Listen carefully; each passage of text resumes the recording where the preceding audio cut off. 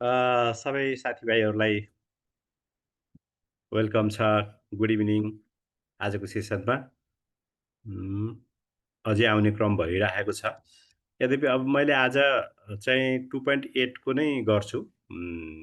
उत्प्रेरणा मनोबल भन्ने टपिक छ। त्योभन्दा अगाडि यो व्यवस्थापन पढ्दा तपाईँहरूलाई पनि यो म्यानेजियर कुराहरू मात्रै पढिराखेर अलिकति दिक्क भयो कि अलिक मोनोटोनस भयो कि होइन, उस्तै शब्दहरू पनि दोहोरिरहन्छ म्यानेजमेन्टमा। किनकि त्यो म्यानेजमेन्टभित्रकै पाटो भएको हुनाले उस्तै कुराहरू आइरहेका हुन्छन्। अनि अलिकति दिगदारी भयो कि भनेर मैले सुरुमा नै एउटा एउटा कन्करेन्ट इस्यु, एउटा क्लाइमेट रिलेटेड कुरा मा चाहिँ आज प्रश्न उत्तर तपाईँहरूलाई देखाउन खोजिरहेको छु। अनि त्यो प्रश्न उत्तर भइसकेपछि हामी रेगुलर फेरि उत्प्रेरणा मनोबलको कुरा गरौँला। अनि त्यहीसँग रिलेटेड एउटा प्रश्नको उत्तर फेरि आज अर्को पनि देखाउँछु। भनेपछि आज 2टा प्रश्न उत्तर हुन्छ हाम्रो। 2टा प्रश्न उत्तर हुन्छ। एउटा चाहिँ अलिकति एउटा ब्रेन स्टर्मिङ गर्ने खालको पनि हो यो क्लाइमेट चेन्ज चाहिँ। किनकि नयाँ इस्यु हो होइन, एउटा न्यू इमर्जिङ इस्यु हो होइन। त्यसले गर्दाखेरि यसको बारेमा अलिकति वाइडर आफ्नो दिमागलाई वाइडर बनाउने अपर्च्युनिटी पनि हुन्छ र थिङ्क गर्ने, रिथिङ्क गर्ने होइन, आफैले खोज गर्ने त्यो पनि एउटा अपर्च्युनिटी हुन्छ। त्यसको लागि चाहिँ मैले यहाँनिर यो प्रश्न देखाउन खोजेको हो। र प्रश्न चाहिँ तपाईँहरूलाई कस्तो लाग्छ, यो ठिक हो होइन? अब यो अहिले नै मैले यो पछि पढौँला भन्ने पनि हुनसक्थ्यो होला, तर पछि पनि आउँथ्यो। तर पछि फेरि डेभलपमेन्टको इस्यु अब अरू नै सर कसले पढाउनुहुन्छ थाहा छैन होइन। त्यसले गर्दाखेरि मैले आफूले प्रिपेयर गरेको चाहिँ एउटा तपाईँहरूलाई यो देखाउन खोजेको हो।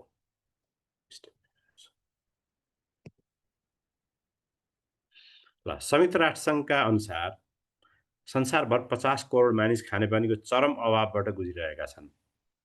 सन् 2040 सम्म संसारका 4.5 अर्ब मानिस पानीको अभावमा तनावमा रहनेछन् अरे।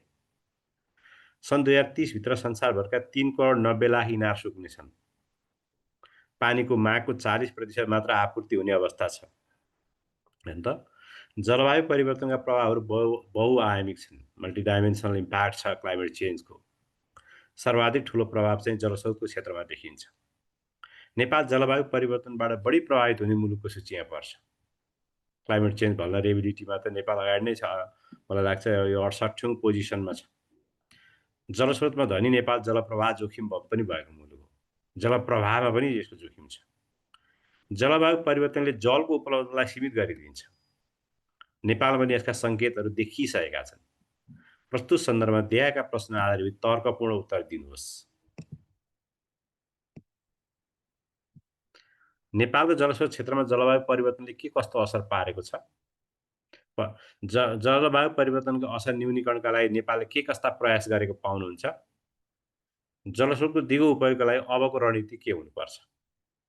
होइन, यी 3टा प्रश्नहरू। खास गरी जलस्रोत, क्लाइमेट चेन्जले चाहिँ नि जलको उपलब्धतामा ठुलो इम्प्याक्ट पार्यो र संसारभर यो एउटा बर्निङ इस्युको रूपमा रहिरहेको अवस्था छ।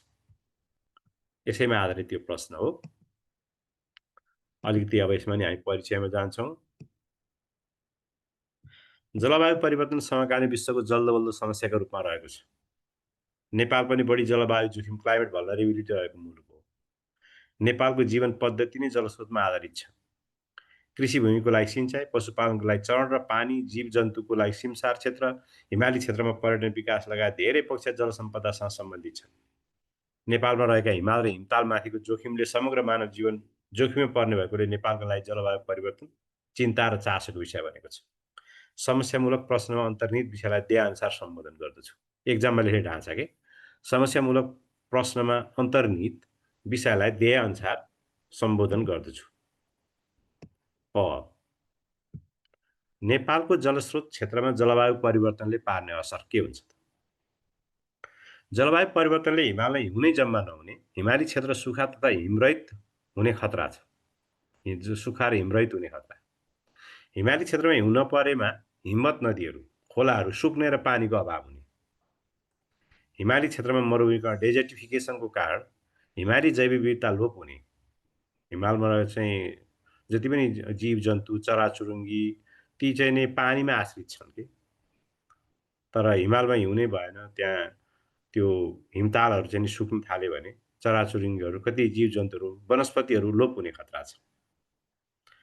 पहाडी तथा तराईका कृषि भूमिमा सिँचाइ उपलब्धमा कमी आउने र पुनः वर्षाको पानी भर पर्नुपर्ने अवस्था हुन्छ। खानेपानीको अभाव हुनेछ। परम्परागत पानीका मुहान, कुवा, धारा, इनार सुक्ने सक्ने अवस्था हुन्छ।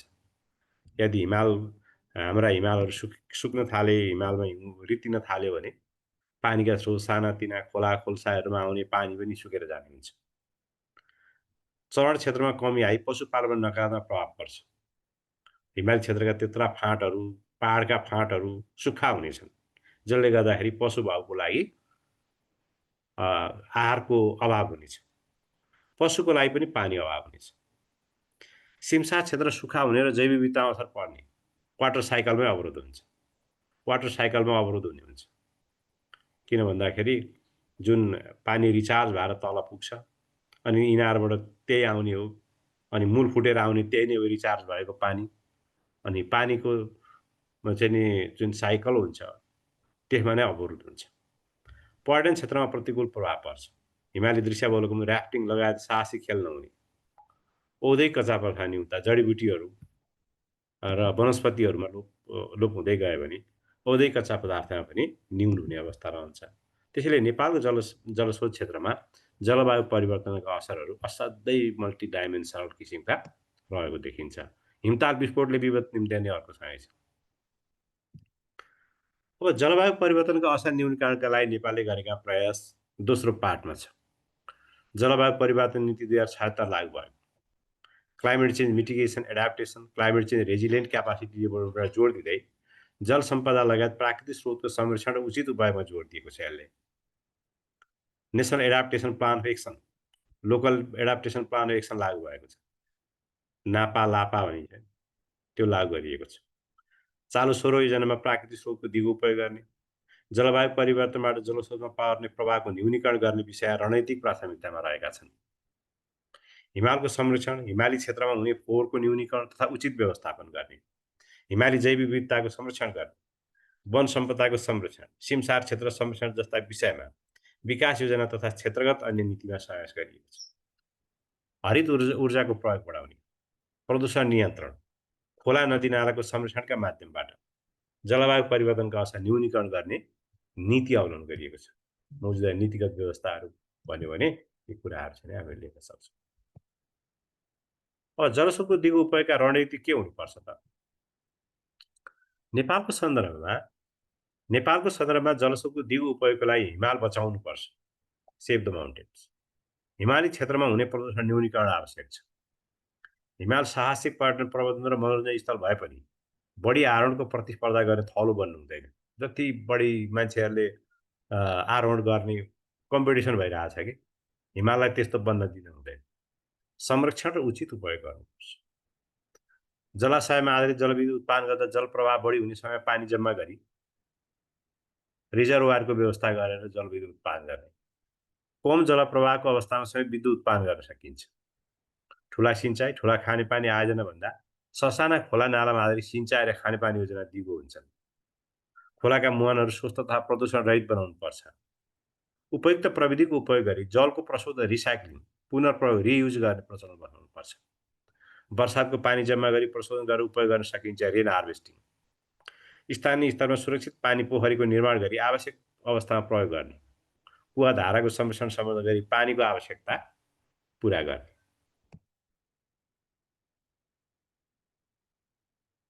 निष्कर्षमा जलवायु परिवर्तनका प्रभाव घटाउन प्राकृतिक स्रोत साधनको उचित र दिगो उपयोग जरुरी हुन्छ। जल सम्पदाको संरक्षण अन्य प्राकृतिक सम्पदाको संरक्षण र उपयोगसँग सम्बन्धी हुन्छ। प्रदूषण न्यूनीकरण सवाल समेत रहन्छन्। साथै यसमा अन्तर्देशीय जलवायुका प्रभाव पर्छन् जुन हाम्रो नियन्त्रणभन्दा बाहिर हुन्छ। बाहिरबाट आउने जलवायु अब अहिले पनि भनिन्छ बाहिरबाट राजस्थानदेखि अथवा बङ्गालको खाडीमा विकास भएको होइन प्रणाली, त्यो कुरा हाम्रो मा चाहिँ बसमा छैन। कहिलेकाहीँ तातो हावा चलिदिन्छ। साथै यसमा अन्तर्देशीय जलवायु प्रभाव पर्छ। तर जल सम्पदाको संरक्षण सहितको उपयोगका माथि उल्लेखित विधिको अवलम्बन गर्न जरुरी छ देखिन्छ। जलको उपलब्धमा कमीले विविध क्षेत्रमा पर्ने प्रभावको न्यूनीकरणका लागि नीतिगत र कार्यगत प्रयास आवश्यक हुन्छ भनेर यसलाई हामीले कन्क्लुड गर्न सक्छौँ। यसरी अब अलिकति क्लाइमेट चेन्ज रिलेटेड कुराहरूमा पनि हामीले एउटा प्र्याक्टिस गरिराख्नुपर्छ। कुनै पनि प्रश्नको उत्तरमा हामीले प्र्याक्टिस गरिराख्नुपर्छ। त्यो नै हो। यो यसरी क, ख, ग गरेर सोधिने प्रश्नमा चाहिँ नि अलिकति ब्याकग्राउन्ड लेखिसकेपछि अनि सोझै प्रश्नको उत्तरमा जाने अनि त्यसपछि कन्क्लुजन गर्ने। हाम्रो ढाँचा चाहिँ त्यस्तै किसिमको नै हुनुपर्छ। अब यो एउटा ब्रेन स्टर्मिङको विषय देखाइसकेपछि मैले अब 2.8 मा नै गएँ। उत्प्रेरणा र मनोबल, मोटिभेसन एन्ड मोराल भन्ने टपिक छ। केही यसका सैद्धान्तिक कुराहरू र नेपालको अहिले चाहिँ नि नेपालको सार्वजनिक व्यवस्थापनमा उत्प्रेरणा मनोबलको स्थितिबारेमा हामी पढ्छौँ र यो उत्प्रेरणा रिलेटेड अर्को प्रश्न उत्तर पनि म आजकोमा प्रेजेन्ट गर्नेछु।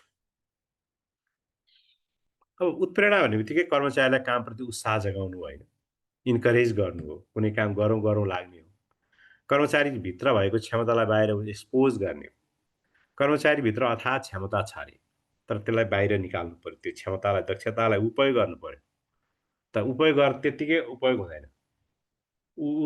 भित्र भएको इनर्जीलाई चाहिँ नि बाहिर निकाल्नको लागि मोटिभेसन चाहियो। उसै प्रेरित हुनु पऱ्यो। जबरजस्ती निकाल्न त सकिँदैन। मानिसलाई नै प्रेरित गर्नु पऱ्यो। त्यसैलाई नै उत्प्रेरणा भनिन्छ। मानिसका चाहना रुचि बढ्दै गएका हुन्छन्। त्यसमा उनीहरूको रुचिलाई सम्बोधन गर्न सकिएमा उत्प्रेरणा मिल्छ। मान्छेका रुचिहरू, चाहनाहरू बढ्दै गइरहेका हुन्छन्। ती रुचि या चाहनालाई चाहिँ नि सम्बोधन गर्न सकियो भनेदेखि मान्छे, कर्मचारी उत्प्रेरित हुन्छ भन्ने कुरा हो। उत्प्रेरणाका सिद्धान्तमा चाहिँ नि यी सिद्धान्तहरू महत्त्वपूर्ण छन् सबै। किनभने अब हाम्रो हकमा पनि यो सैद्धान्तिक कुरा हामीले तपाईँहरूले जान्नु नै भयो होला। जानिसकेपछि, याद गरिसकेपछि अहिले याद गर्नुहोस्। जानिसकेको होला, याद गर्नुहोस्। याद गरिसकेपछि के हुन्छ भने हाम्रो नेपालको सार्वजनिक व्यवस्थापनको सन्दर्भमा यो कत्तिको मिल्दोजुल्दो छ त, होइन? कहाँनिर हाम्रो चाहिँ नि ल्याप्सेसहरू छ भनेर बुझ्नको लागि पनि यसले चाहिँ नि सघाउ पुर्याइरहेको हुन्छ। सघाउ पुर्याउँछ। त्यसले गर्दाखेरि पनि हामीलाई सिद्धान्त जान्न जरुरी हुन्छ।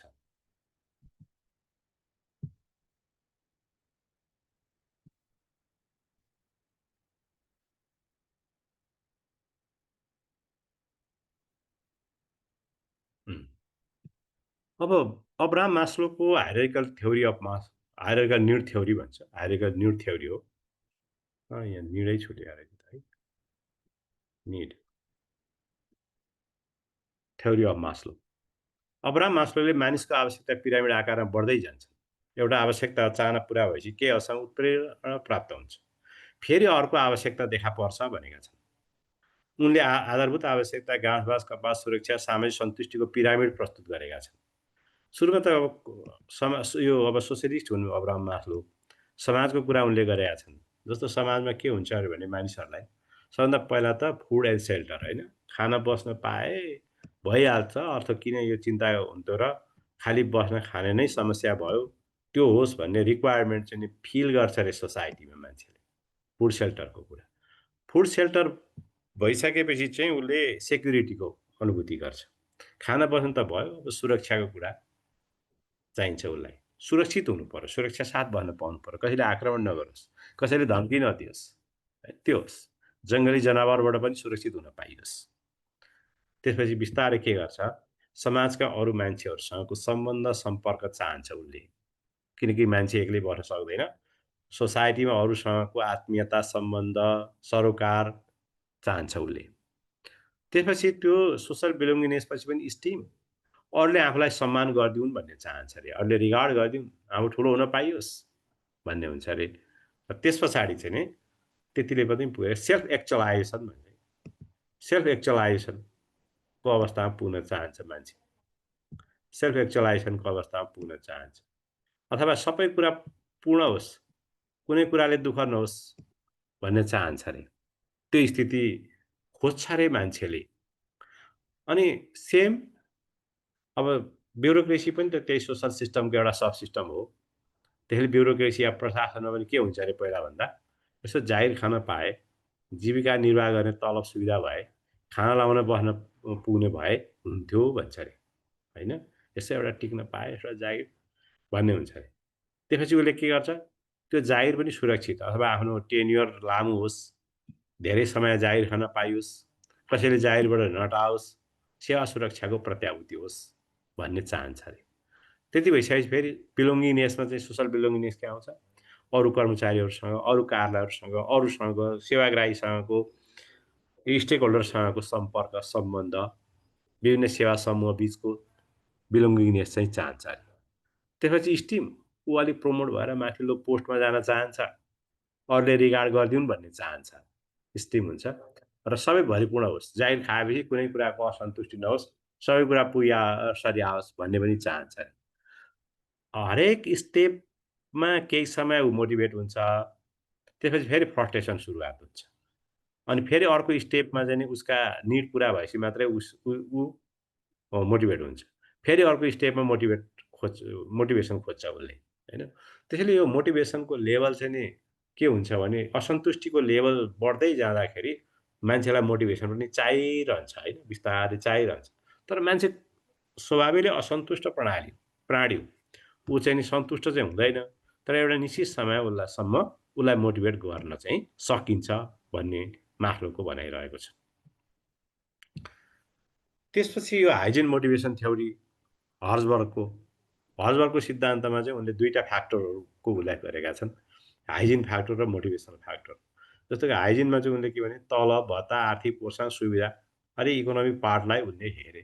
कर्मचारीले पर्याप्त तलब पायो, भत्ता पायो, सुविधाहरू पायो, आर्थिक प्रोत्साहन भयो भने ऊ चाहिँ के हुन्छ अरे भन्दाखेरि फ्रस्ट्रेसन चाहिँ रोकिन्छ, मोटिभेसन भइहाल्दैन, फ्रस्ट्रेसन रोकिन्छ, तनाव कम हुन्छ नि त। जीविका धान्न पुग्ने भयो, परिवार पाल्न पुग्ने भयो भने उसको चाहिँ नि तनाव कम हुन्छ, तर मोटिभेट भइहाल्दैन, उसले धेरै उत्साहजनक ढङ्गले काम गरिहाल्दैन। त्यसैले हाइजिन फ्याक्टरको साथसाथै मोटिभेसन फ्याक्टर पनि चाहिन्छ। मोटिभेसन फ्याक्टर भनेर चाहिँ नन मोनिटरी कुरालाई भनेका छन् उनले। जस्तो कि समय समयमा बढुवा होस्, भनेको ठाउँमा काम गर्न पाए, पोस्टिङ होस्, अथवा उपयुक्त किसिमको सरुवा होस्, निर्णयमा सहभागी हुन पाइयोस्, हाकिमसँगको सम्बन्ध राम्रो होस्, अरूसँगको बिलोङ्गिनेस होस्, टिमवर्कमा रहन पाइयोस्, ग्रुप वर्क होस्, कार्य वातावरण राम्रो होस्। यी सबै कुराहरू खोज्छ जो नन मोनिटरी फ्याक्टर। अनि यो दुईटै कुरा भइसकेपछि मात्रै कर्मचारी मोटिभेटेड हुन्छ भन्ने कुरा चाहिँ नि उसले गरेको छ।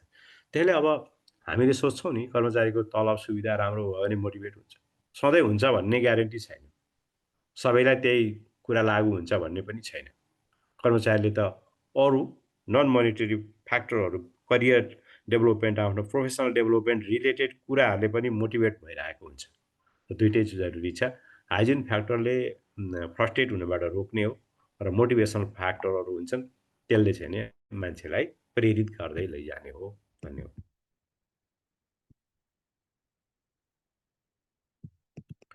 अर्को सिद्धान्त छ theory X and Y, Douglas म्याकग्रेगरको,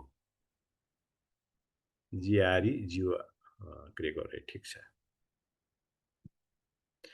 यस सिद्धान्तले कर्मचारीका व्यवहार र चरित्रलाई दुई भागमा वर्गीकरण गरेको छ, एक्स अर्थात् नकारात्मक र वाइ अर्थात् सकारात्मक, दुईटा फ्याक्टरहरू। वाइले के भन्छ भने वाइ प्रवृत्ति, एक्स प्रवृत्ति र वाइ प्रवृत्ति हुन्छ अरे। कर्मचारीको एक्स प्रवृत्ति र वाइ प्रवृत्ति हुन्छ।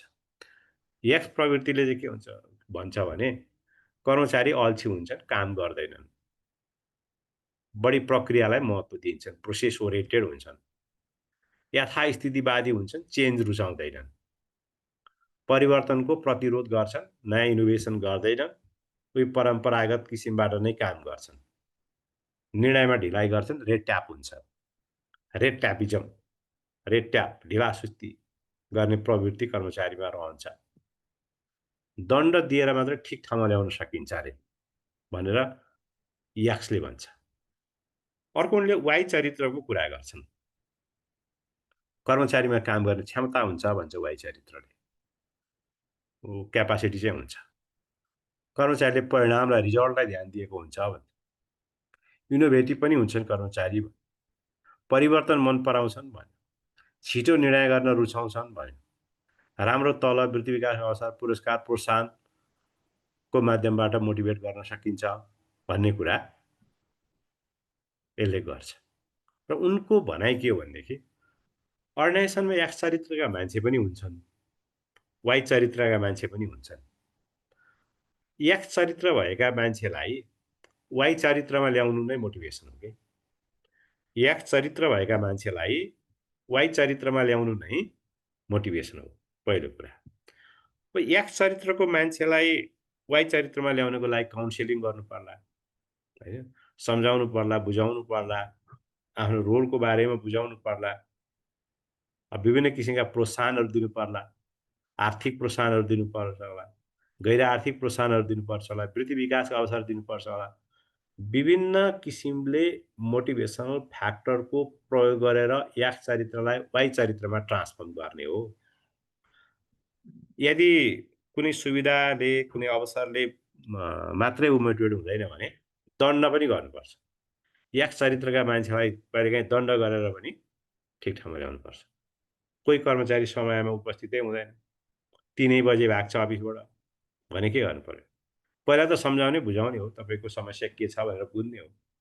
तर ऊ त्यसलाई चाहिँ नि इग्नोर गरेर सधैँ ढिला मात्रै गर्छ, पटक पटक गल्ती गर्छ, पटक पटक गलत काम गर्छ, सम्झिँदैन, करेक्सन हुन चाहँदैन भनेदेखि उसलाई दण्ड पनि त दिनु पर्यो नि। त्यसैले एक्स चरित्रलाई के भन्छ भने मोटिभेसनल फ्याक्टरको एउटा पार्ट हो दण्ड व्यवस्था पनि हो। दण्ड दिएर पनि ठिक बाटोमा ल्याउनुपर्छ, वाइ चरित्रमा ल्याउनुपर्छ भन्ने कुरा डगलस म्याक्ग्रेगोरको भनाइ हो।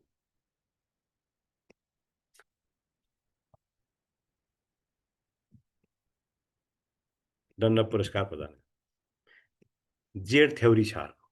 जेड थ्योरी यो सिद्धान्तका अवधारणाकार डाक्टर विलियम ओची हुन्।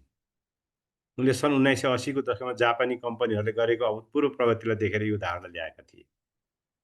जेड थ्योरीमा खास गरी कर्मचारीको सामाजिक सांस्कृतिक पक्षमा संरक्षणले ख्याल गर्नु पर्यो, आजीवन सेवाको ग्यारेन्टी गर्नुपर्छ, परिवारको सुरक्षाको विषय र कर्मचारीको मानवीय पक्षमा विशेष ध्यान दिनुपर्ने मान्यता राखिन्छ।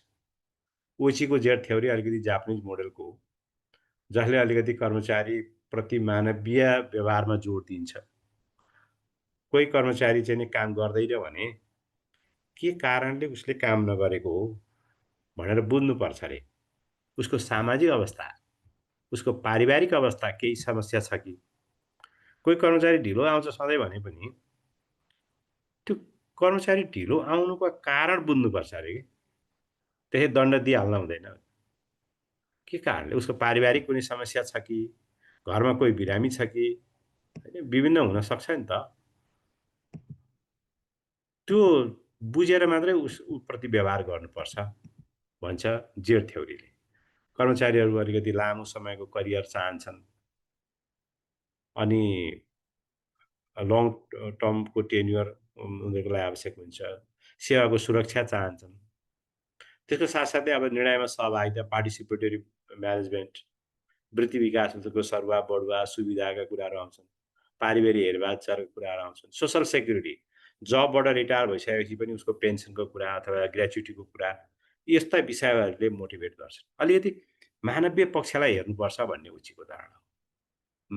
मान्छेका व्यक्तिगत समस्याहरूलाई, पारिवारिक समस्याहरूलाई पनि हेर्नुपर्छ, समस्याहरू बुझ्नुपर्छ, अनि त्यही अनुसारको व्यवहार गर्नुपर्छ भन्ने चाहिँ जेड थ्योरी हो।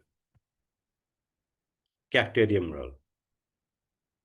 क्याफ्टेरिया भनेको चाहिँ के भने अब त्यो क्यान्टिन क्याफ्टेरिया, युनिभर्सिटीको क्याफ्टेरिया, यहाँहरूको क्याफ्टेरिया, अस्पतालको क्याफ्टेरिया, अफिसको क्याफ्टेरिया हुनसक्छ।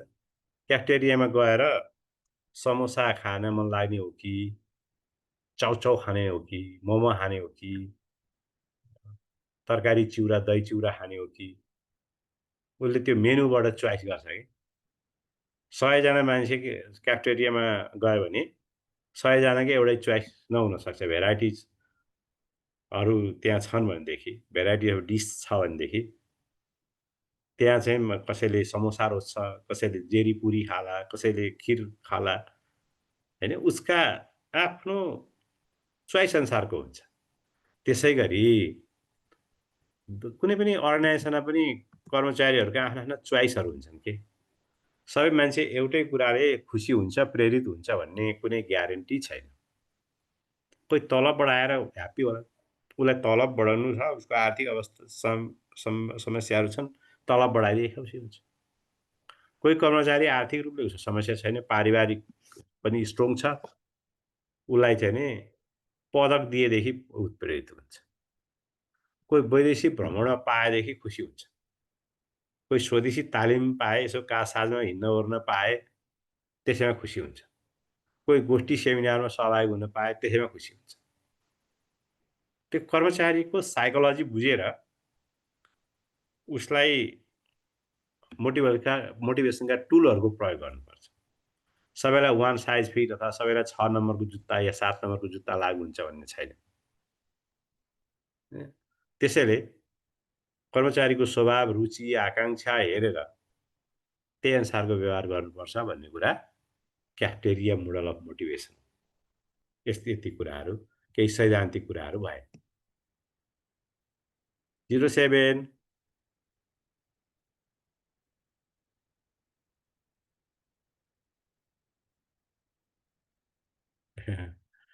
07ले एकदमै महत्त्वपूर्ण कुरा सोध्यो।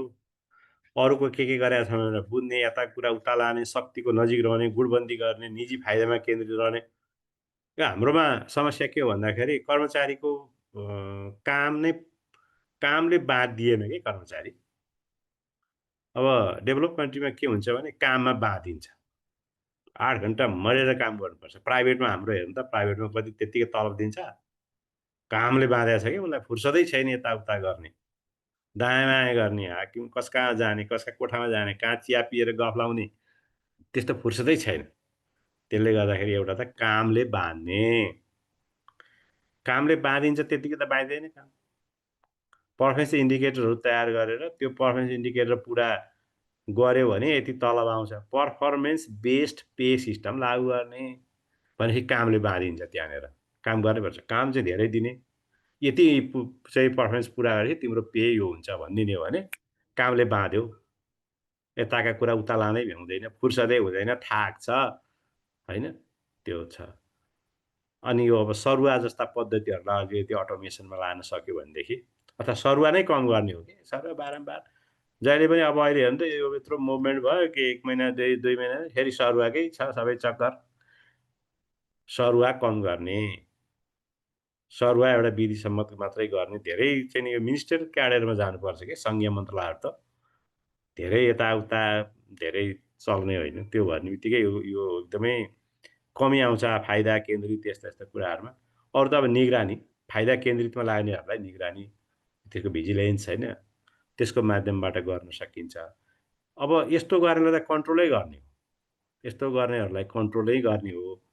त्यो कामले बाँध्ने हो, बढी काम दिने हो, कामको आधारमा पे सिस्टमहरू अवलम्बन गर्ने हो, रेगुलेसन गर्ने निकायहरूको सक्रियता चाहिँ नि बढाउने हो।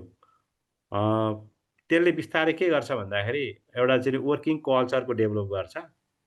अनि काम गरेपछि मात्रै मेरो प्रमोसन हुन्छ भन्ने हुन्छ। Performance based promotion system, performance incentive system, performance pay system, performance based reward system, होइन? त्यसले नै मोटिभेट गर्ने। अर्को कुरा चाहिँ अब इङ्गेज गराउनु पऱ्यो। जस्तो कि विभिन्न कुनै प्रब्लमको सोल्युसन गर्नको लागि टिमवर्क बनाइदिने, एउटा टास्क फोर्स बनाइदिने, त्यसमा इङ्गेज गराइदिने कि कर्मचारीहरूलाई म्याक्सिमम इङ्गेज गराइदिने काममा। त्यसको माध्यम ऊ खुसी पनि हुन्छ, किनकि उसले चाहिँ नि एउटा डिसिसिभ पावर पायो, टिममा बस्यो, ग्रुपमा बस्यो, काम गर्न पायो भने चाहिँ कहिलेकाहीँ मोटिभेट पनि हुन्छ। तिनै टुलहरूलाई चाहिँ फलो गर्नुपर्छ होला। Thank you. अब निजामती सेवामा उत्प्रेरणाको अवस्था। अब हामी निजामती सेवाकै एक्जाम दिएछौँ नि त, होइन? त्यसले गर्दाखेरि उत्प्रेरणाको अवस्था कस्तो छ त भनेर पनि कहिलेकाहीँ आउँछ। निजामती सेवामा उत्प्रेरणाको अवस्था कस्तो पाउनुहुन्छ, अथवा सार्वजनिक क्षेत्रमा, नेपालको सार्वजनिक क्षेत्रमा चाहिँ नि उत्प्रेरणाको अवस्था कस्तो पाउनुहुन्छ भन्ने पनि क्वेसन हुनसक्छ। यसमा हामी सकारात्मक नकारात्मक भनेर पनि लेख्न सक्छौँ। त्यो मैले चाहिँ यहाँ अलिकति पोजिटिभ नेगेटिभ सिचुएसन के छ त भनेर लेखेको छु। सकारात्मक अवस्था हेऱ्यो भने निजामती सेवाको कार्यक्षेत्र व्यापक छ। एउटा ब्रोडर स्कोप छ क्या निजामती सेवाको, होइन? देशव्यापी कार्यक्षेत्र छ। अनि अन्तर्राष्ट्रिय स्तरमा पनि छ यसको कार्यक्षेत्र। डिप्लोमेटिक सर्भिसमा जानुभयो, परराष्ट्रिय सेवा भने त संसारभरि यसको काम गर्न पाइन्छ। यसबाट निजामती सेवा प्रवेश गर्न उत्प्रेरणा भएको देखिन्छ। ब्रोडर स्कोप भएको कारणले पनि छ। भर्नामा योग्यता प्रणाली छ होइन, मेरिट बेस सिस्टमलाई फलो गरेको छ। कहिलेकाहीँ भन्नु होला इन्क्लुसिभ पनि छ भनेर, इन्क्लुसिभमा पनि त्यहाँ मेरिट सहितको इन्क्लुसिभ हो। किनभने इन्क्लुजनतर्फ, आरक्षणतर्फ चाहिँ नि एक्जाम दिनुको लागि छुट्टै एक्जाम त हुँदैन, एउटै एक्जाम हुन्छ होइन। अनि एउटा निश्चित क्वालिटी मेन्टेन गर्नैपर्छ, 40 मार्क ल्याउनै पर्छ, त्यसैले एउटा सर्टेन हदसम्मको क्वालिटी त्यहाँ छ। सक्षम कर्मचारीका लागि वृत्ति विकासका अवसर छन्, करियर डेभलपमेन्टमाथि पुग्ने अपर्च्युनिटी छन्। सेवा सुरक्षा त अब एकदम ग्यारेन्टेड छ नेपालको होइन। क्षमताको विकासका लागि अध्ययन भ्रमण, तालिम र अनुसन्धानका कार्यका अवसरहरू छन्, त्यो पनि केही न केही हदसम्म छ।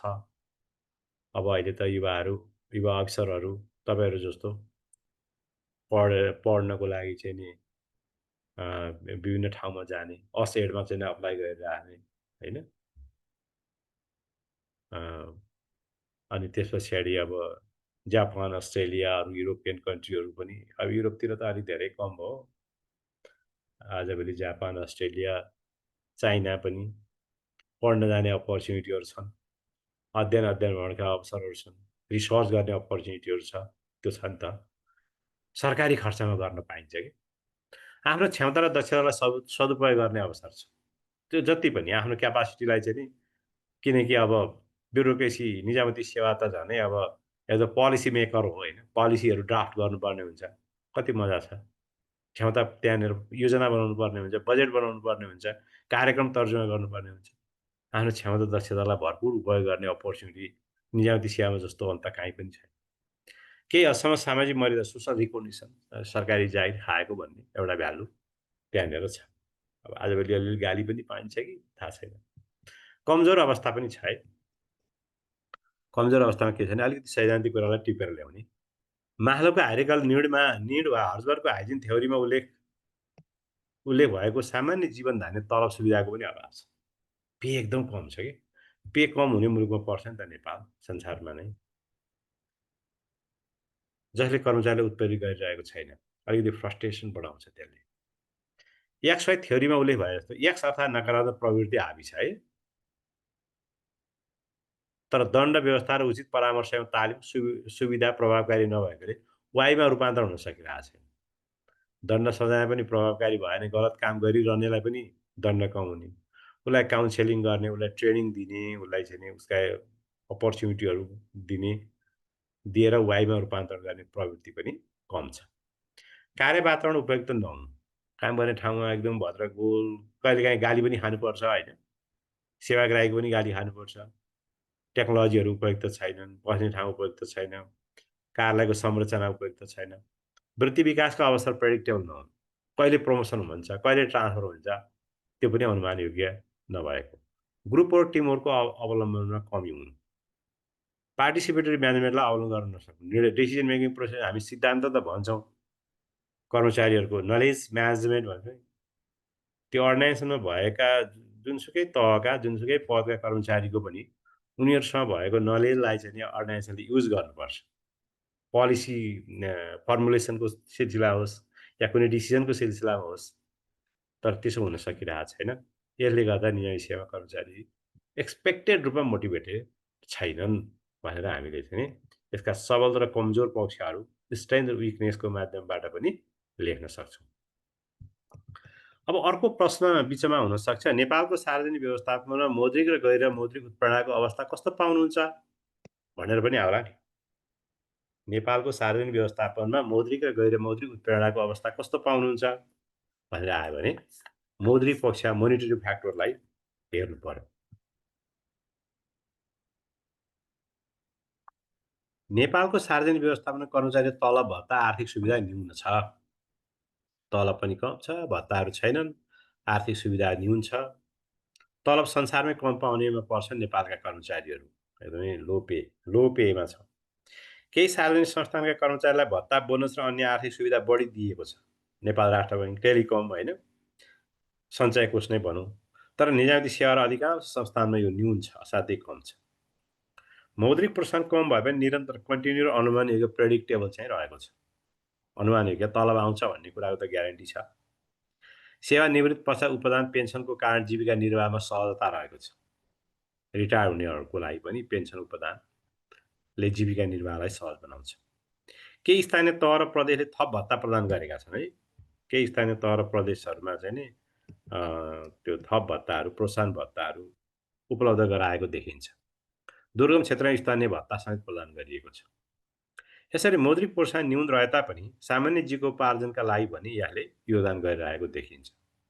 भने जस्तो जीवन त निर्वाह हुँदैन, तर बाँच्नको लागिसम्म यसले चाहिँ नि सहयोग गरेको देखिन्छ। त्यसपछि गैर मौद्रिक पक्ष, नन मोनिटरी फ्याक्टरलाई हेरौँ। गैर मौद्रिक पक्ष, नन मोनिटरी फ्याक्टर। सार्वजनिक व्यवस्थापन कर्मचारीको वृत्ति प्रणाली स्पष्ट छ। वृत्ति प्रणाली चाहिँ अब खदारबाट नासो हुन्छ, नासोबाट अधिकृत हुन्छ, अधिकृतबाट उपसचिव हुन्छ, अधिकृतबाट एकैचोटि सहसचिव पनि हुनसक्छ यति वर्ष पुगेपछि, 7 वर्षको अनुभव भयो भने भन्ने पनि छ नि। त्यो त्यो त्यो चाहिँ प्रेडिक्टेबल छ र प्रणाली चाहिँ प्रेडिक्टेबल छ। कति वर्ष हुन्छ त भन्न सकिन्न होइन, कहिले हुन्छ भन्न सकिँदैन, तर प्रणाली चाहिँ प्रष्ट छ। तर कतिपय सेवा समूह वृत्ति मार्ग साँघुरो छ, कतिपय सेवा समूहहरूमा माथि पोस्टै छैन होइन, विविध सेवाहरूका कतिपय पोस्टै छैनन्। सेवा क्षेत्र व्यापक रहेको छ भने सक्षम कर्मचारीका लागि वृत्ति विकास तालिम अध्ययनका अवसर छन्। नागरिक सेवाका विविध क्षेत्र छन्। धेरै ज्ञान र अनुभव हासिल गर्न सकिने सम्भावना छ। धेरै एक्सपिरियन्स प्राप्त गर्न सकिने, विभिन्न ठाउँमा गएर सेवा दिन सकिने, एक्सपिरियन्स गेन गर्न सकिने, विभिन्न भूगोलको मा गएर सर्भिस गर्न सकिने त्यो अपर्च्युनिटी छ। नेतृत्व क्षमता विकासको अवसर कम छन्। लिडरसिप डेभलपमेन्टका अपर्च्युनिटी कम छन् होइन। सहभागितामूलक व्यवस्था नरुचाउने प्रवृत्ति छ। कार्य वातावरण सामान्य छ अथवा कमजोर छ। स्थानीय तह र केही प्रदेशमा कार्य वातावरण उचित छैन। प्रदेशभन्दा पनि स्थानीय तहहरूमा चाहिँ अलिकति कार्य वातावरण काम गर्ने कर्मचारीहरूलाई अलिकति असहज छ। त्यसैले मोनिटरी र नन मोनिटरीको पाटोबाट पनि हामी चाहिँ नेपालमा को निजामती सेवा या सार्वजनिक क्षेत्रमा मोटिभेसनको अवस्थाको बारेमा चित्रण गर्न चाहिँ सक्छौँ।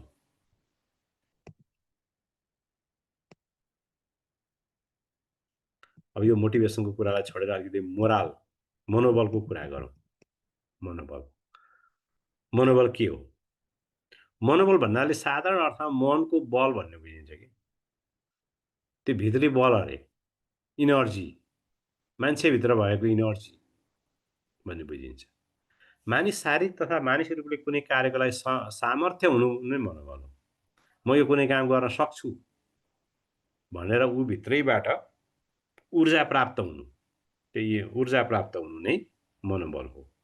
मनको बलियो, नडराउने, यो गर्न उत्साहित हुने। उत्प्रेरणामा चाहिँ बाह्य फ्याक्टरहरूले प्रेरित गर्दा रहेछन् होइन। तलब, सुविधा, भत्ता यस्तो कुराहरूले चाहिँ नि, अथवा काम गर्ने ठाउँ, कार्य वातावरण, वृत्ति प्रणाली, यी बाह्य कुराहरूले मान्छेलाई चाहिँ मोटिभेट गरिरहेको हुन्छ। तर मनोबलमा चाहिँ के हुन्छ भने त्यो भित्री पावर हो कि इन्टर्नल इनर्जी हो, इन्ट्रिन्सिक फ्याक्टरहरूले काम गर्छ। त्यसमा मानिस शारीरिक तथा मानसिक रूपले कुनै कार्यको लागि सामर्थ्य हुनु मनोबल हो, क्यापेबल हुनु हो। सङ्गठनमा कर्मचारी वा कामदारहरूको निर्धारित कार्य सम्पादन गर्ने आत्मबल वा आन्तरिक शक्तिलाई मनोबलको रूपमा व्याख्या गरिन्छ।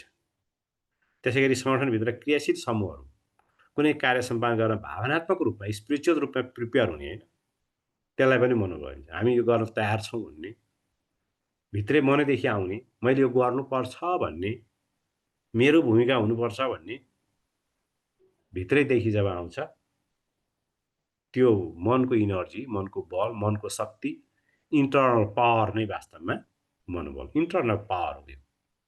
इन्टर्नल पावर हो मनोबल।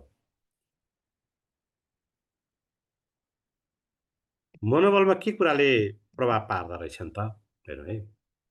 मनोबलमा चाहिँ मान्छेको इन्टर्नल पावरमा के कुराले प्रभाव पारेको हुन्छ भने व्यक्तिको नैतिकता र आचरण राम्रो भए मनोबल उच्च र नभए मनोबल कमजोर हुन्छ।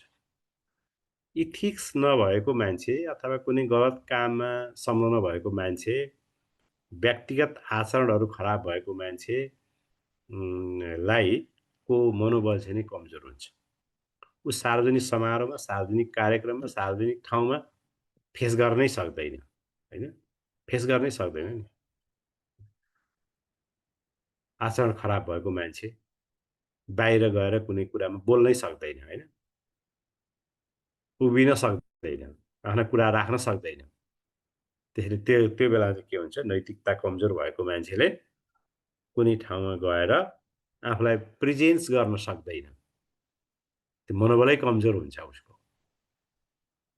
बहुविवाह गरेको मानिसले कुनै जेन्डर रिलेटेड प्रोग्राममा पार्टिसिपेट हुन सक्दैन। कुनै अनियमिततामा मुछिएको मान्छेले कुनै सुशासनको बारेमा कुनै बहस, छलफल, अन्तर्संवाद गर्दैन। मिडियामा आउन चाहँदैन, होइन?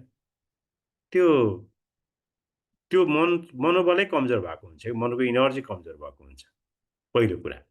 त्यसले प्रभाव पार्छ, इथिक्सले प्रभाव पार्छ।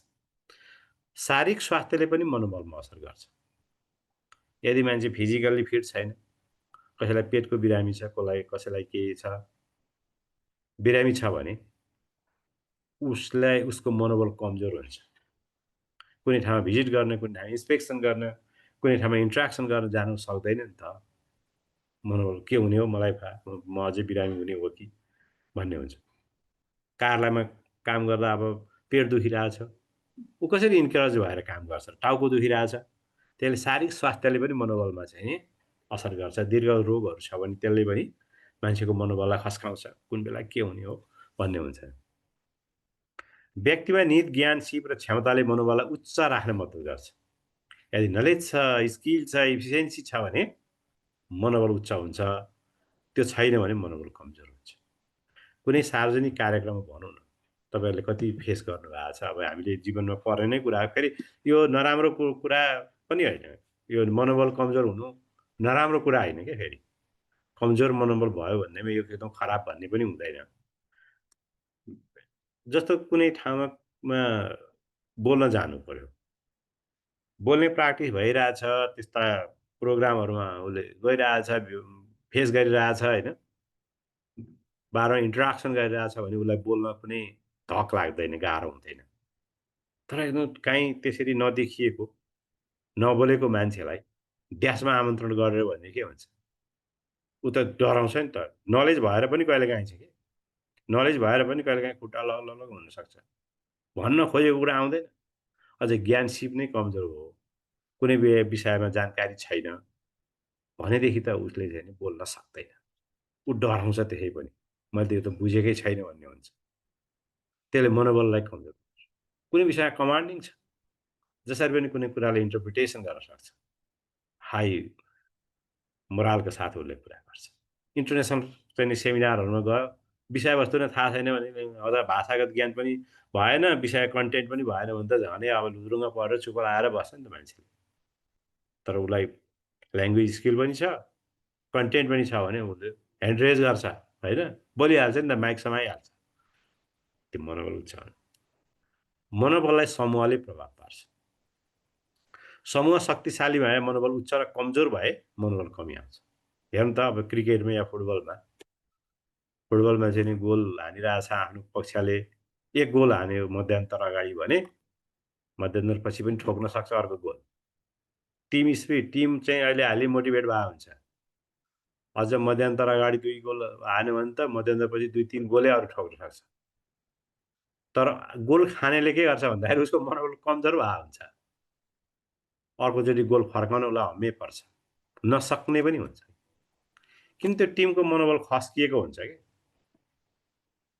त्यो टिममा चाहिँ नि मनोबल देखिन्छ। टिमले राम्रो पर्फर्मेन्स गरिछ भने मनोबल हाई हुन्छ। टिमको पर्फर्मेन्स कमजोर छ भने मनोबल लो हुन्छ। 11 जना खेलाडी भएको ठाउँमा एउटा खेलाडी रेड कार्ड पाएर बाहिर निस्क्यो भने अब उसको मनोबल खस्क्यो। हान्ने गोल पनि छोड्छ उसले। त्यस्तो हुन्छ। क्रिकेटमा पनि अब चाहिँ नि दिएको लक्ष्य पुरा गर्न अलिक टाढा छ भनेपछि ऊ बिस्तारै चौका त हान्दैन, रन ल्याउनै गाह्रो हुन्छ। भनेपछि त्यो टिममा पनि त्यस्तो हुन्छ। र प्रशासनिक क्षेत्रमा पनि के हुन्छ भन्दाखेरि कुनै समूहमा तपाईँलाई कुनै टिममा रहेर काम गर्नुभयो, विपदजन्य घटनाहरू न्यूनीकरण कसरी गर्न सकिन्छ भन्ने विषयको एउटा टिममा तपाईँ पनि रहनुभयो भने तपाईँले त्यो टिममा आफ्नो बोल्ने अरू 5-7 जना साथीहरूसँग अरूका भन्दा मैले नि राम्रो केही अध्ययन गर्न खोज्छ, केही कुराहरू बुझ्न खोज्छ, अनि त्यहाँ बोल्न थाल्छ, लजिक राख्न खोज्छ, टिममा त्यस्तो हुन्छ, टिममा चाहिँ। तर एक्लै भयो भने फेरि उसले त्यही काम गर्दैन क्या। त्यसले कहिलेकाहीँ टिममा देखिन्छ कि मनोबल भन्ने कुरा। सिनर्जी भन्छ नि त। टिमको चाहिँ सिनर्जी हुन्छ, शक्ति हुन्छ, ग्रुपको शक्ति हुन्छ। कर्मचारी सरुवा व्यवस्थापन अनियमितता हो भनेर तपाईँ एक्लै कुनै मन्त्रालयमा जानुहुन्न नि। 5-10 जना भयो भने के हुन्छ? है नबोल्ने मान्छे नि त्यहाँ बोल्न थाल्छ, डिस्कसन गर्न थाल्छ, हो कि होइन? त्यसैले जहिले पनि मनोबल भनेको टिममा देखिन्छ। टिममा हाई हुन्छ। त्यसले विभिन्न टिमहरू, ग्रुपहरू बनाएर काम लगाउने भनेकै त्यही हो। त्यहाँ उसले आफ्नो इन्ट्रिन्सिक क्यापासिटीलाई युज गर्छ। मैले पनि केही मैले बोलिनँ अथवा मैले चाहिँ राम्रो कङ्क्रिट पोइन्ट दिइनँ भने अरूको अगाडि राम्रो देखिँदैन भन्ने हुन्छ। ऊ केही न केही कुरा बोल्न खोज्छ क्या, त्यो हुन्छ। सङ्गठनको प्रकृति र प्रतिष्ठाले व्यक्ति र समूहको मनोबल बढाउँछ, घटाउन सक्छ। अब यो ब्युरो प्रशासनमा चाहिँ के हुन्छ भने इन्स्टिट्युसनल इम्प्याक्ट पनि हुन्छन् क्या मनोबलमा। इन्स्टिट्युसनल इम्प्याक्ट पनि हुन्छ। कोही कर्मचारी नेपाल राष्ट्र बैङ्कमा काम गर्ने रहेछ भने कसैले सोध्यो, तपाईँ कहाँ काम गर्नुहुन्छ? एउटा लाउड भोइसमा भन्छ, म नेपाल राष्ट्र बैङ्कमा काम गर्छु, म परराष्ट्र मन्त्रालयमा काम गर्छु, म प्रधानमन्त्रीको कार्यालयमा काम गर्छु। त्यही कर्मचारी अर्को टाइममा अलिकति इन्स्टिट्युसन कमजोर इन्स्टिट्युसनहरूमा पर्यो भनेदेखि उसले चाहिँ नि अलिकति त्यो उसको भोइस चाहिँ स्लो हुन्छ, होइन? अब कुनै भनौँ न त्यति राम्रो नचलेका बैङ्कमा काम गर्ने, नाम किन भन्नु बैङ्कको, त्यति राम्रो नचलेको अथवा वित्तीय संस्थातिर काम गर्ने रहेछ भने कसैले सोध्यो भने म त्यो फलाना बैङ्कतिर काम गर्छु, अलिक बिस्तारो भन्छ उसले, होइन? त्यो हुन्छ। त्यसै गरी कारलाई पनि सानो किसिमको कारलाई त्यति मान्छेले वास्ता पनि नगरेका खालका नसुनेका कारलाई भन्यो भने उसले त्यो कारलाई म त्यो कारलाईमा काम गर्छु, अलिक बिस्तारो भन्छ कि। त्यो संस्थाको प्रकृति, त्यसको प्रतिष्ठा, त्यसको भ्यालुले पनि असर गर्छ। म एनसेलमा काम गर्छु, अलिक ठुलै भयो। म टेलिकममा काम गर्छु पनि ठुलै भयो। अनि त्यो अर्को स्मार्ट के भएकाहरूमा हेऱ्यो भने त नि अलिक बिस्तारो भन्छ उसले। त्यो नै हो। कुनै क्षणिकको आकस्मिक घटनाले मनोबल घट्न र बढ्न सक्छ। क्षणिक कुनै घटनाले पनि मनोबल घट्न र बढ्न सक्छ। भदौ 24 को घटनापछि कस्तो मनोबल गिर्यो त सुरक्षा निकायको, होइन? कर्मचारी ब्युरोक्रेसी, राजनीतिक मान्छेहरूको मनोबल घट्यो नि त, होइन? तर फेरि बिस्तारै के हो? बढ्दै गयो। कुनै घटनाले घट्छ, कुनै बढ्छ। व्यक्तिमा कुनै पारिवारिक या व्यक्तिगत कुनै समस्या आइलाग्यो, मनोबल ह्वात्तै घट्छ। आत्तिन्छ मान्छे, काम छ। अफिसमा काम गर्दा गर्दै कोही परिवारको सदस्य बिरामी भयो, मनोबल घटिहाल्छ त्यहाँ तुरुन्तै। उसले गर्न खोजेको गर्नै सक्दैन, ऊ फाइल मुभ गर्नै सक्दैन। कहिलेकाहीँ बढ्न पनि सक्छ, मनोबल चाहिँ बढ्न पनि सक्छ। तपाईँ शाखा आयुक्त हुनुहुन्छ, लोकसेवाको जाँच दिइरहनु भएको छ, फाट्ट आज उपसचिवको नाम निस्क्यो, मनोबल बढ्यो। ल अब त के नै गर्ने हो जस्तो हुन्छ। एक हात उफ्रिहाल्ने हुन्छ, मनोबल बढिहाल्छ। कुनै आकस्मिक घटनाले पनि मनोबल घट्ने र बढ्ने हुनसक्छ। त्यसैले मनोबलमा विभिन्न पक्षहरूले चाहिँ प्रभाव पार्छन् अर्गनाइजेसनमा। अब सार्वजनिक प्रशासनमा मनोबलको महत्त्व चाहिँ के छ भन्दाखेरि शारीरिक र मानसिक रूपमा काम गर्न तयार जनशक्तिले बढी उत्पादन दिन्छ। जो फिजिकल्ली मेन्टल्ली प्रिपेयर छ त्यस्तो ह्युमन रिसोर्सले चाहिँ के गर्छ, प्रोडक्टिभिटी बढाउँछ। हुन्छ, बढी उत्पादकता, बढी आउटपुट दियो, बढी काम गर्छ है। समूहगत रूपमा काम गर्न र कुनै समस्या समाधान गर्न सजिलो हुन्छ। कुनै टिमहरू बनाइदिने। ल सेवा प्रणालीमा सुधार गर्नुको लागि के गर्नुपर्छ हाम्रो अफिसमा? क, ख, ग, घ, ङ गरेका 5 जना कर्मचारीको एउटा टिम भनिसकेपछि त्यहाँ टिममा रहेर उसले काम गर्छ क्या। सजिलो हुन्छ कुनै समस्या समाधान गर्ने व्यवस्थापकलाई। उनीहरूको रिकमेन्डेसन अनुसारको काम गरिदिनु न हो, निर्णय गरिदिनु। समूहगत कार्यको प्रभावकारिता पनि बढ्छ। त्यसले चाहिँ नि धेरै कुराहरूको अध्ययन गर्छ, डकुमेन्ट तयार गर्छ, डेटा कलेक्सन गर्छ, धेरै हुन्छ। व्यक्तिमा निहित ज्ञान सिपको प्रयोगले सङ्गठन बढी सृजनशील इनोभेटिभ हुन्छ होइन। सङ्गठनको भ्यालु बढ्छ, सङ्गठनको प्रतिष्ठा बढ्छ, क्षमता विकासमा कम लगानी भए पुग्छ। कर्मचारीको क्षमता दक्षता अभिवृद्धिमा धेरै इन्भेस्ट गर्नु परेन। एउटा मनोबलयुक्त कर्मचारी, मनोबलयुक्त समूह, मनोबलयुक्त चाहिँ नि अर्गनाइजेसन, होल अर्गनाइजेसनको टिम चाहिँ नि कर्मचारी नै मनोबलयुक्त भयो भने त्यसले चाहिँ थप ट्रेनिङहरू दिइरहनु पर्दैन उसलाई। ह्युमन रिसोर्समा चाहिँ नि कम लगानी भए पनि पुग्छ। त्यस्तो हो। उत्प्रेरणा र मनोबलमा भिन्नता के भिन्न हुन्छ? उत्प्रेरणालाई दिगो बनाउने माध्यम हो मनोबल, हेर्नु है। उत्प्रेरणा भन्ने कुरा चाहिँ एकदम बिस्तारै बिस्तारै बिस्तारै हुने कुरा हुन्छ होइन। अनि लङ टर्मसम्म प्रेरित गरिराख्ने माध्यम भनेको चाहिँ मनोबल हो। जब मान्छेको भित्र इनर्जी छ नि, हुटहुटी छ, म केही काम गर्छु, म यो अर्गनाइजेसनको लागि गर्छु, यो अर्गनाइजेसन मेरो होइन, मैले गर्नुपर्छ यो भन्ने, यो काम मेरो हो, मैले गर्नुपर्छ, मेरो जिम्मेवारी हो भन्ने जब अनुभूति हुन्छ र उसको चाहिँ नि इनर्जी बढ्छ नि, अनि लामो समयसम्म उत्प्रेरित भइरहन्छ। मार्क्सले भने जस्तो फेरि उत्प्रेरित हुने, त्यसपछि हराउने, त्यसपछि फेरि उत्प्रेरित हुँदैन। जब त्यो अर्गनाइजेसन त्यो काम मेरो हो भन्ने अनुभूति गर्छ, त्यो बेलामा चाहिँ नि मोटिभेसन चाहिँ कन्टिन्यू हुन्छ, दिगो हुन्छ, सस्टेनेबल हुन्छ। मौद्रिक सुविधाले पनि कर्मचारीलाई उत्प्रेरित गर्छ, तर मनोबल बढाइहाल्दैन। हेर्ने फाइनेन्सियल मेटर तलब बढ्यो कर्मचारीको, आज चाहिँ नि बजेट भाषण त्यो मान्यो, कर्मचारीको तलब बढ्यो भने मोटिभेट हुन्छ। ठिकै छ, सरकारले सकेसम्म त गर्यो, काम त गर्नै पर्छ भन्ने हुन्छ, प्रेरित गर्छ। तर मनको इनर्जी एकदम बढाइहाल्छ भन्ने छैन। तलब बढ्यो, तलब बढ्दैमा अब एकदम स्फूर्त अब चाहिँ नि मन उच्च बल रहिहाल्छ भन्ने केही पनि छैन। मनोबल त यो आर्थिक प्रोत्साहनले भन्दा पनि सङ्गठनको वातावरण, समूहगत काम होइन, शारीरिक मानसिक अवस्था, यस्तो कुराले पो बढ्दो रहेछ त। त्यस कारणले बिस्तारै होला मनोबल बढ्ने पनि, तर मौद्रिक सुविधाले कर्मचारीलाई उत्प्रेरित गर्छ, तर मनको त्यो इनर्जी चाहिँ बढाइहाल्छ भन्ने कुनै ग्यारेन्टी हुँदैन। उत्प्रेरणा बिस्तारै प्राप्त हुन्छ, तर मनोबल आकस्मिक रूपमा पनि देखा पर्छ। अहिले भन्यो नि, उत्प्रेरणा भनेको बिस्तारै प्राप्त हुन्छ, बिस्तारै प्राप्त हुन्छ।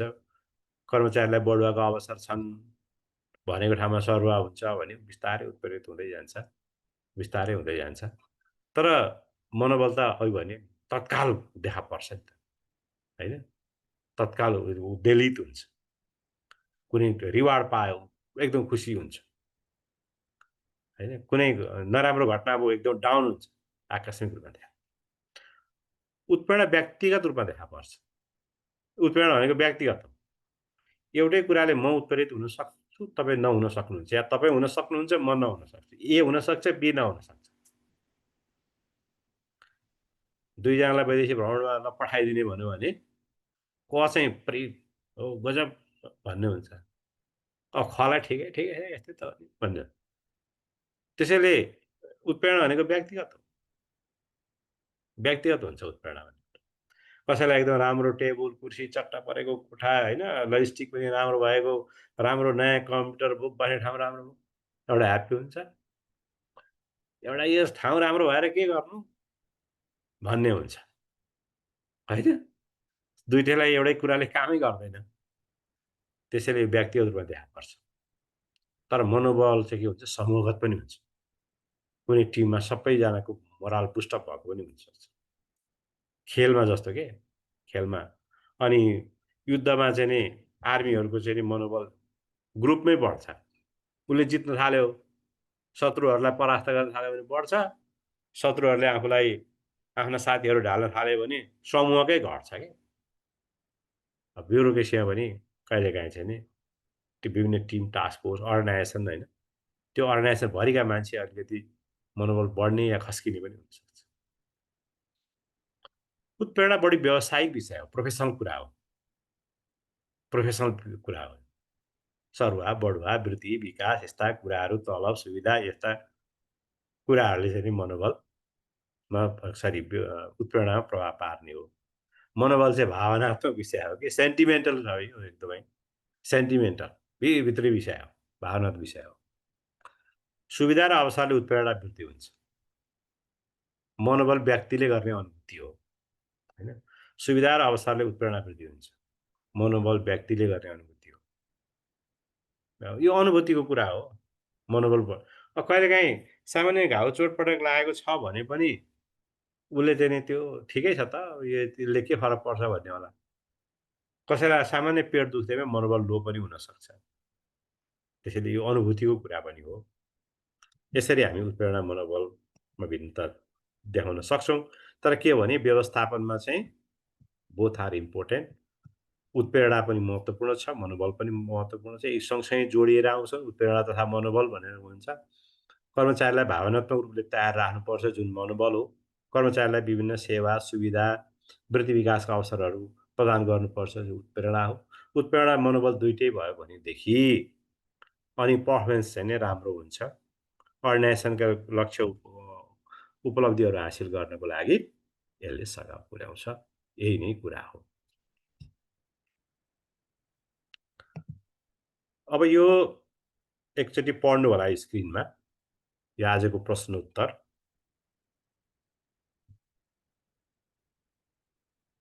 यो ट्यालेन्ट म्यानेजमेन्टसँग सम्बन्धित पनि छ, अलिकति अब उत्प्रेरणासँग पनि सम्बन्धित छ। कसरी कर्मचारीलाई टिकाइराख्ने भन्ने कुरासँग सम्बन्धित छ।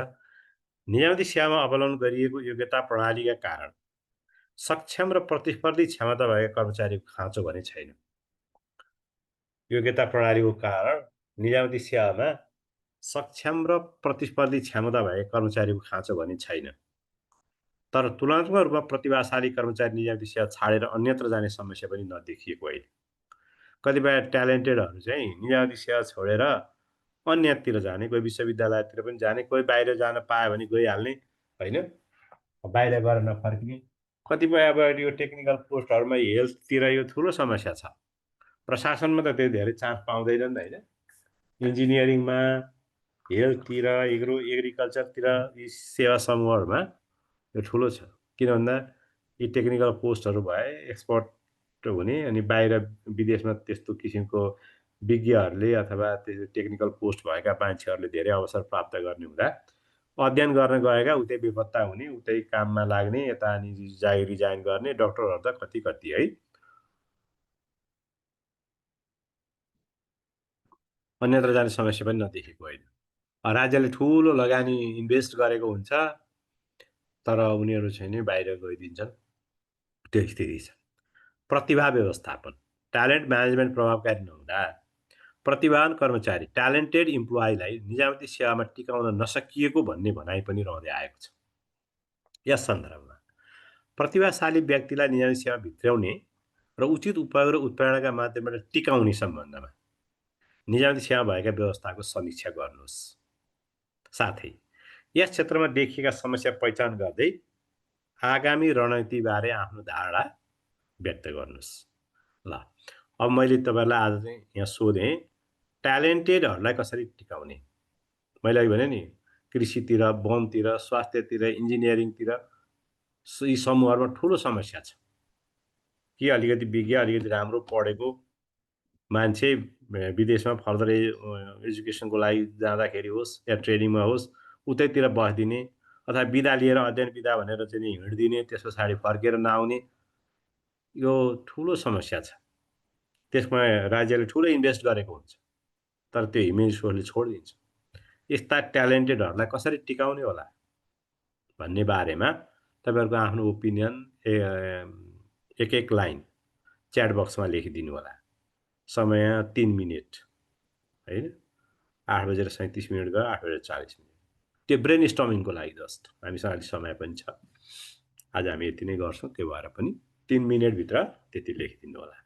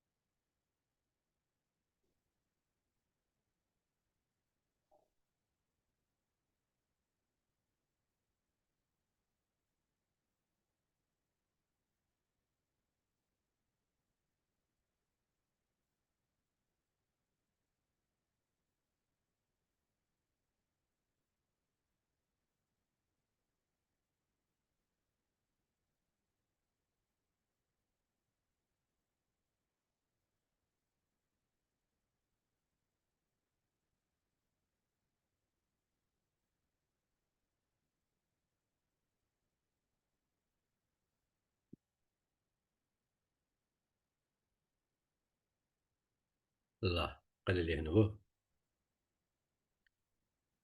युपिए 07 अरूको के गरेका छन् यो के लेख्नुभयो? हाउ टु इम्प्रुभ पे सिस्टमलाई इम्प्रुभ गर्नु पऱ्यो, होइन? पे सिस्टमलाई इम्प्रुभ गर्नु पऱ्यो एउटा कुरा। Proper and predictable career path एकदम ठिक छ। Right person at right place, यो पनि ठिक छ। Performance track and performance based incentives एकदम राम्रो। यी कुराले एकदमै रिटेन गर्नको लागि मद्दत पुर्याउँछन्। ठिक छ। युपिए 05 सर्वोत्कृष्ट नतिजा ल्याउने विद्यार्थीहरूलाई सिधै सेवा प्रवेशको अवसर प्रदान गर्ने, कहाँसम्म उत्कृष्ट हुने जनशक्तिलाई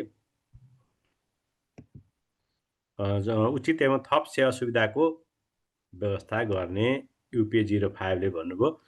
तपाईँले भनेको कुरा ठिकै हो। त्यो तल्लो कुरा त कहाँसम्म उत्कृष्ट हुने जनशक्तिलाई उचित एवं थप सेवा सुविधा दिने ठिकै छ, होइन? त्यो गर्न सकिन्छ। यो माथिको जुन कुरा छ नि, धेरैले यो भन्छन् कि सर्वोत्कृष्ट नतिजा ल्याउने विद्यार्थीलाई सिधै सेवा प्रवेशको अवसर प्रदान गर्ने। हो, गर्छन्। डेभलप कन्ट्रीहरूमा चाहिँ नि एकदम युनिभर्सिटीका टपरलाई सोझै ल्याएर जब पनि दिन्छन्। तर त्यहाँ किन ल्यायो भनेर कसैले कम्प्लेन पनि गर्दैन कि। किन ल्यायो? उसलाई उत्कृष्ट ल्यायो।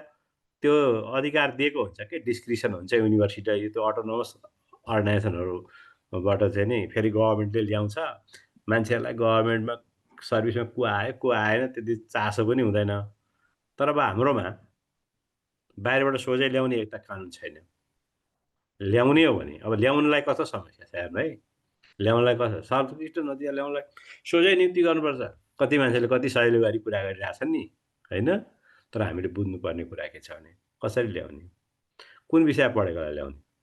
प्रशासन सेवामा त सबै विषय पढेको मान्छे मान्ने हुनु। ल कृषितिर त कृषिमा चाहिँ नि एग्रिकल्चरमा बिएससीमा टपर गरेकोलाई ल्याउने भन्दा अलिकति सजिलो हुन्छ, होइन? वनमा फरेस्ट्रीमा चाहिँ नि बिएससीमा टपर गरेकोलाई ल्याउने भन्ने सजिलो हुन्छ। तर ल्याउने त धेरैजना ल्याउने होइन, एकजना ल्याउने। अब कुन विश्वविद्यालयमा टप गरेकालाई ल्याउने? त्रिभुवन विश्वविद्यालयमा टप गरेकोलाई ल्याउने, त्यो भए केहुकालाई पनि ल्याउनु पर्यो। अहिले देशमा 16वटा विश्वविद्यालय छन्, प्रदेश विश्वविद्यालय पनि छ, अनि कतिजना ल्याउने? एउटा कृषिमै त 16जना ल्याउनु पर्ने रहेछ, किनभने हरेक युनिभर्सिटीलाई त डिस्क्रिमिनेट गर्न पाइएन नि। त्यो पोखरा विश्वविद्यालयको लागि पनि ल्याउनु पर्यो, सुदूरपश्चिम विश्वविद्यालयको लागि ल्याउनु पर्यो, जहाँ 600-700 भन्दा बढी विद्यार्थी नै छैनन्, त्यस्तो युनिभर्सिटी।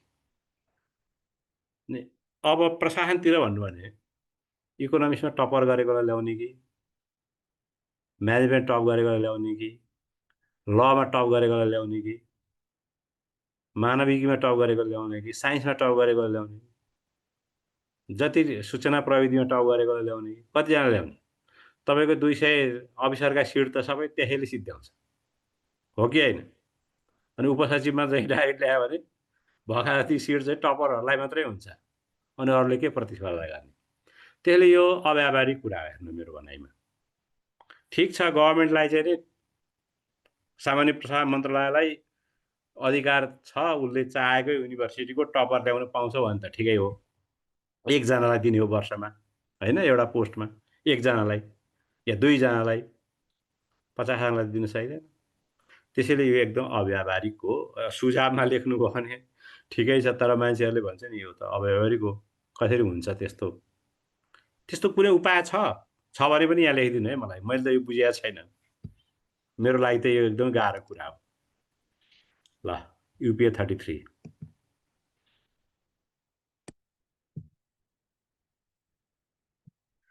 नियमित सेवा मौद्रिक तथा गैर मौद्रिक सुविधा बढाउने। ठिक छ, उपयुक्त कार्यवातावरण सिर्जना गर्ने, त्यसले पनि त्यो हुन्छ। Performance based pay and incentive अनुमानित वृद्धि बढाउने, एकदम राम्रो। ल, यो हुन्छ होइन।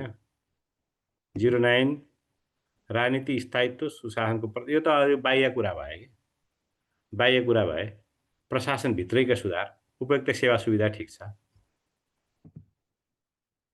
SD पर्याप्त छ। हेल्थ एजुकेसनमा निशुल्क, त्यो बाह्य कुरा भयो। ब्युरोक्रेसीभित्रै चाहिँ के गर्ने भन्ने कुरा, वृद्धि विकास ठिक छ। ओके, ल, धेरै राम्रै लेख्नु भएको छ, यही नै कुराहरू हो। यसैलाई चाहिँ नि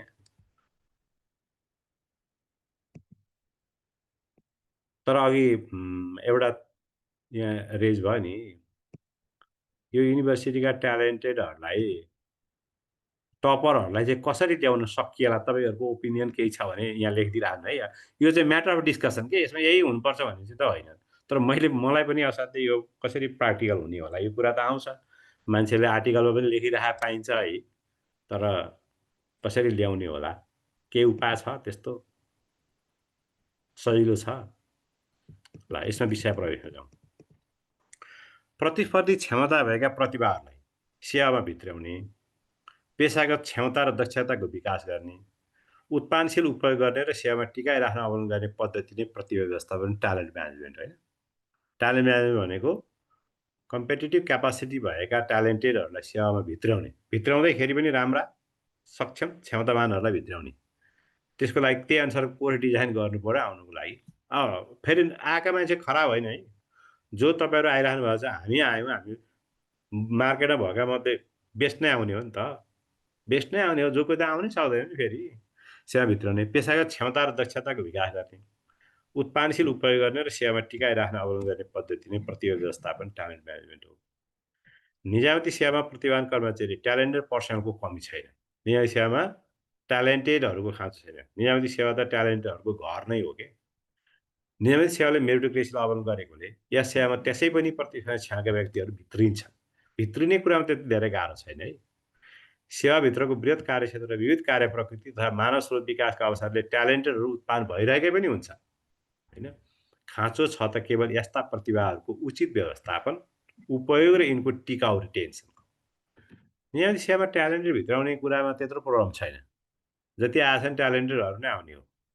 अब धेरै ट्यालेन्टेड नआउलान् यो है, नत्र चाहिँ नि सामान्यतया आउँछ। मूल कुरो ट्यालेन्टेडहरूलाई भित्राउने कुरा होइन, ट्यालेन्टहरूलाई त्यहाँ बचाउने, रिटेन गर्ने कुरा महत्त्वपूर्ण छ। नियमित सेवा प्रतिभा व्यवस्था ट्यालेन्ट म्यानेजमेन्ट सम्बन्ध भएका व्यवस्था के छन् त? प्रतिवेधी क्षमता भएकाहरूको प्रवेशको व्यवस्था छ। नियमित सेवा व्यापक प्रतिस्पर्धाबाट छानिएका मानिसहरू नै प्रवेश गर्छन्। कमजोर व्यक्ति लोकसेवा आयोगको परीक्षाबाट छानिन सक्दैनन्। त्यसैले नियमित सेवा एक किसिमले ट्यालेन्टेडहरूको घर हो। क्षमता विकासका अवसर नियमित सेवा प्रवेशपछि नै अधिक स्तरमा सेवा प्रवेश तालिमको व्यवस्था छ। सबै पदमा सेवाकालीन तालिम, स्वदेश तथा विदेशमा पेसासँग सम्बन्धित विषयमा थप अध्ययन गर्ने, अनुसन्धानमा कार्य, अब कृषितिर हेल्थतिर त रिसर्च गर्नै पर्छ। सिप विकासका अवसर, नेतृत्व क्षमता विकासका अवसर छन्। यसले गर्दा प्रतिभा उत्पादन र विकास निजामती सेवाभित्र पनि भइरहेको देखिन्छ। प्रतिभाहरूको क्षमता अभिवृद्धि गर्ने, कर्मचारीको क्षमता दक्षता अभिवृद्धि गरेर एउटा प्रतिभाशील बनाउने कामहरू त भइरहेकै छन्। अन्य क्षेत्रमा काम गर्ने अवसर छ। निजामती कर्मचारीले संयुक्त राष्ट्रसङ्घ जस्ता अन्तर्राष्ट्रिय संस्थाहरूमा गएर काम गर्ने, त्यसको लागि बिदा पनि दिइन्छ। गर्ने ज्ञान तथा अनुभव हासिल गर्ने अवसर रहेको छ। प्रतिभा उपयोग सम्बन्धी व्यवस्था निजामती कर्मचारीहरूको श्रेणी पद एवं तहका आधारमा गर्ने व्यवस्था छ। तहका आधारमा प्रति उपयोग गर्ने सम्बन्धी व्यवस्था छ। कर्मचारीहरूलाई निजको योग्यता र अनुरूप मिल्दो स्थानमा जिम्मेवारी दिने प्रचलन समेत केही हदसम्म रहेको छ। कर्मचारीको कार्य सम्पादन मूल्याङ्कन वार्षिक र अर्धवार्षिक रूपमा गरिन्छ। कार्य सम्पादनकै आधारमा बढुवा दण्ड प्रणालीको व्यवस्था रहेको छ। सिद्धान्ततः बढुवा त कार्य सम्पादनको आधारमै हुन्छ। दण्ड व्यवस्था पनि कहिलेकाहीँ ठिक ढङ्गले काम गरेन भने पनिसमेन्ट हुने हो, नत्र त त्यो धेरै प्रयोगमा छैन। प्रतिभाशालीहरूले राम्रो कार्य सम्पादन गरेर वृत्ति विकासको अवसर प्राप्त गर्न सक्ने देखिन्छ। विभिन्न टिम, टास्क फोर्स, बोर्डहरूमा रहेर कार्य सम्पादन गर्न सक्ने अवसर पनि रहेकै छ। प्रतिभा टिकाउ रिटेन्सन सम्बन्धी व्यवस्था निजामती सेवाको राजप्रणाली द्वितीय र प्रथम तहमा खुल्ला प्रतिष्ठा ल्याटरल इन्ट्री समेतको व्यवस्था छ, होइन? एकदम सक्षम मान्छे त अधिकृतबाट एकैचोटि सहसचिव भएको पनि छ नि। साथै आन्तरिक प्रतिभाबाट बढुवा हुने अवसर छ। प्रतिस्पर्धा गरेर बढुवा हुने अपर्च्युनिटी छ करियर डेभलपमेन्ट। यसले ट्यालेन्टेडहरूलाई नेतृत्व पुग्ने अवसर रहेको देखिन्छ। माथि सेक्रेटरी, चिफ सेक्रेटरीसम्म बढ्न पाउने अपर्च्युनिटी चाहिँ छ। कार्य सम्पादन सम्झौताको माध्यमबाट सङ्गठनमा प्रतिभा प्रयोग गर्दै बढी उत्पादकत्व एवं परिणाम प्राप्त गरी आफ्नो भूमिका महत्त्व स्थापित गर्दै बढी पे पाउन सक्ने अवसर छ। पर्फर्मेन्स एग्रिमेन्ट हुन्छ कतिपय अब प्रोजेक्टहरूमा, केही की पोस्टहरूमा पर्फर्मेन्स एग्रिमेन्ट हुन्छ। पर्फर्मेन्स एग्रिमेन्ट पुरा गऱ्यो भने अब अरू प्राधिकरणहरूमा त त्यस्तो छ, नत्र अब निजामती सेवामै पे बढी पाउने त्यस्तो देखिँदैन। जे होस्, यसलाई हामीले चाहिँ नै अवलम्बन गर्न सक्छौँ। कार्य सम्पादन तलब एवं प्रोत्साहन प्रणाली केही निकायबाट प्रारम्भ भइरहेको छ। प्रतिभाहरूले यसबाट लाभ लिन सक्छ। राम्रो काम गर्ने, बढी काम गर्छ, बढी पे लिन्छ। पर्फर्मेन्स बेस्ड पे सिस्टम पनि हामीले केही सुरुवात गऱ्यौँ विगतमा। यो कोभिडको कारणले गर्दाखेरि हाल भयो। अहिले अख्तियारमा मात्रै छ। जे होस्, यसलाई फेरि रिभाइभ गर्न चाहिँ नि सकिने अवस्था छँदैछ।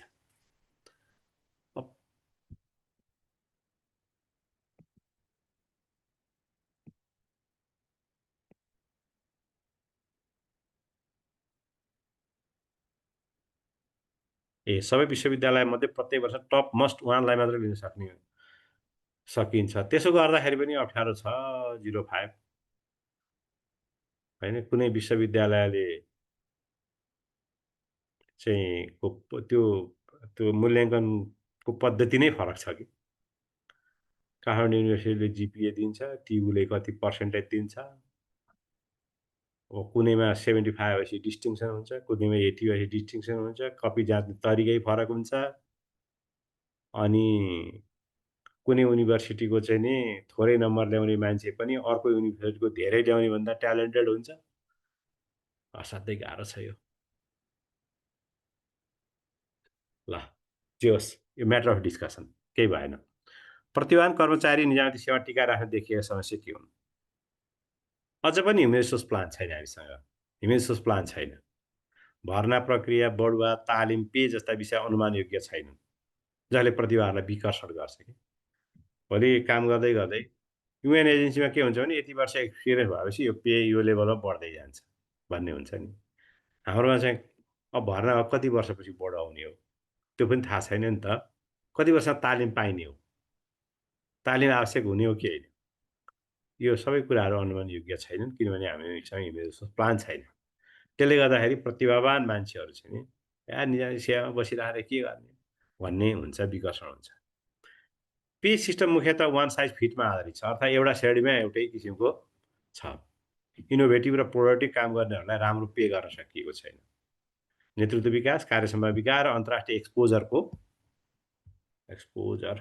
पिओ एक्सपोजरको कमी छ। इन्टरनेसनल एक्सपोजर भनेको आउना विभिन्न सेमिनारहरूमा, वर्कसपहरूमा पेपर प्रेजेन्ट गर्ने। अब हाम्रो त आलो पालो प्रणालीबाट कर्मचारीलाई ट्रेनिङमा, सेमिनारमा पठाइन्छ नि त। ट्यालेन्टेड भन्दै पठाउँछ भन्ने छैन। त्यसै कारणले पनि एक्सपोजरका कमीहरू छन्। प्रतिभावान कर्मचारीलाई निजामती सेवा टिकाइराख्न अवलम्बन गर्नुपर्ने रणनीति। पहिलो कुरा प्रतिभा पहिचान, आइडेन्टिफिकेसन अफ ट्यालेन्टेड। निजामती सेवाको विभिन्न सेवा समूहमा रहेका प्रतिभावान कर्मचारीको निश्चित सूचक इन्डिकेटरको आधारमा पहिचान गरी रोस्टर तयार गर्ने अरे।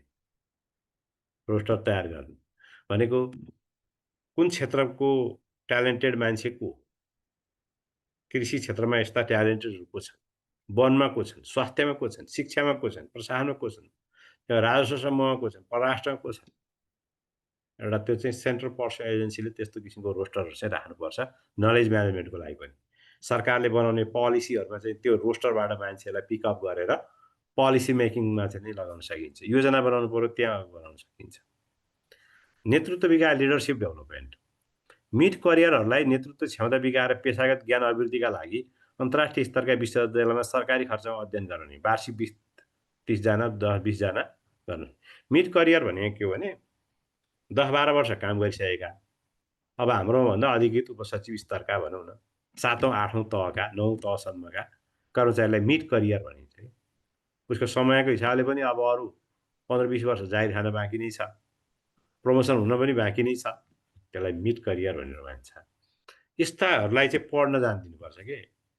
बिलो 40 इयर्सका या 35 को हाराहारीका मिड करियरहरूलाई पढ्न जाने, सरकारी खर्चमा राम्रा युनिभर्सिटीमा, ली कुवान यू युनिभर्सिटीमा, अक्सफोर्डमा, क्याम्ब्रिजमा पढ्न जाने, एमआइटीमा पैसा तिरेर पढ्न जान पाइन्छ। पढाउने भुटानले त त्यही गर्छ। नेतृत्व विकास सम्बन्धी प्रशिक्षण, अन्तर्क्रिया र असल अभ्यासको आदान प्रदान गर्ने, लिडरसिप डेभलपमेन्ट सम्बन्धमा विभिन्न इस्युहरूमा। आज डिजास्टर म्यानेजमेन्टको बारेमा डिस्कसन, क्राइसिस म्यानेजमेन्टको बारेमा डिस्कसन हुन्छ। अब अहिलेको मुभमेन्ट पछाडिको इकोनोमीलाई कसरी रिकभरी गर्ने भन्ने बारेमा एउटा प्लेटफर्ममा डिस्कसन गर्ने, निजी सरकारी क्षेत्रको अनुभव आदान प्रदान गर्ने, होइन, प्राइभेट सेक्टरसँग पनि चाहिँ बसेर डिस्कसन गर्ने, पोलिसी डिस्कोर्स गर्ने, त्यस्तोमा काममा लगाउनुपर्छ ट्यालेन्टेडहरूलाई। अनि त्यसले सरकारलाई पोलिसी फिडब्याक दिन्छ, डिसिजन मेकिङ प्रोसेसमा सपोर्ट गर्छ, टिम कमिटी टास्क फोर्सहरूमा जिम्मेवारी दिने, उपयुक्त जिम्मेवारी प्रदान, प्रतिभावान कर्मचारीको योग्यता, रुचि र अनुभवका आधारमा उचित जिम्मेवारी दिने र कार्य सम्पादन सम्झौता पर्फर्मेन्स एग्रिमेन्ट गर्ने। अनि ट्यालेन्टेड हो कि होइन त्यहीबाट छुट्टिन्छ। दिएको पर्फर्मेन्स पुरा गर्न सक्नु पर्यो। 3-3 महिना त्यसको इभ्यालुएसन गर्ने, कार्य सम्पादन आधारित तलब सुविधा।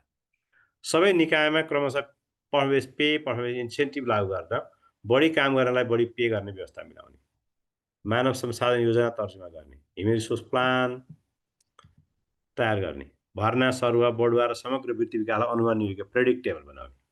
अब यहाँ निष्कर्ष लेख्नुपर्ने हुन्छ, निष्कर्ष तपाईँहरू लेख्नु होला है। यहाँ माथि प्रतिभा व्यवस्थापन अहिलेको आवश्यकता हो। सक्षम ह्युमन रिसोर्सलाई चाहिँ निजामती सेवामा टिकाएर निजामती सेवालाई सक्षम, सुदृढ, सेवामूलक, उत्तरदायी बनाउनु पर्ने अहिलेको आवश्यकता हो। त्यसैले ट्यालेन्ट म्यानेजमेन्टको लागि माथि उल्लेखित विषयवस्तुहरू आवश्यक छन्, त्यसलाई हामीले अवलम्बन गर्नुपर्छ भनेपछि पनि निष्कर्ष चाहिँ भइ नै हाल्छ।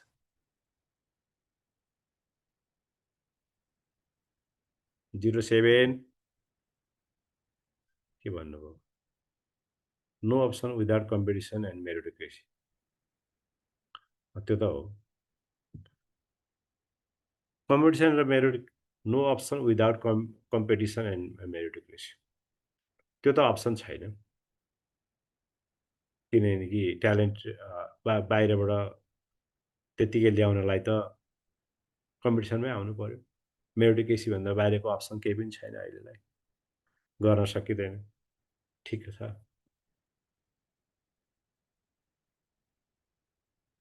मध्यम वर्गीय परिवारका मानिस नै बढी प्रवेश गरेको छन्, जो ट्यालेन्ट पनि छन्। ठिकै हो।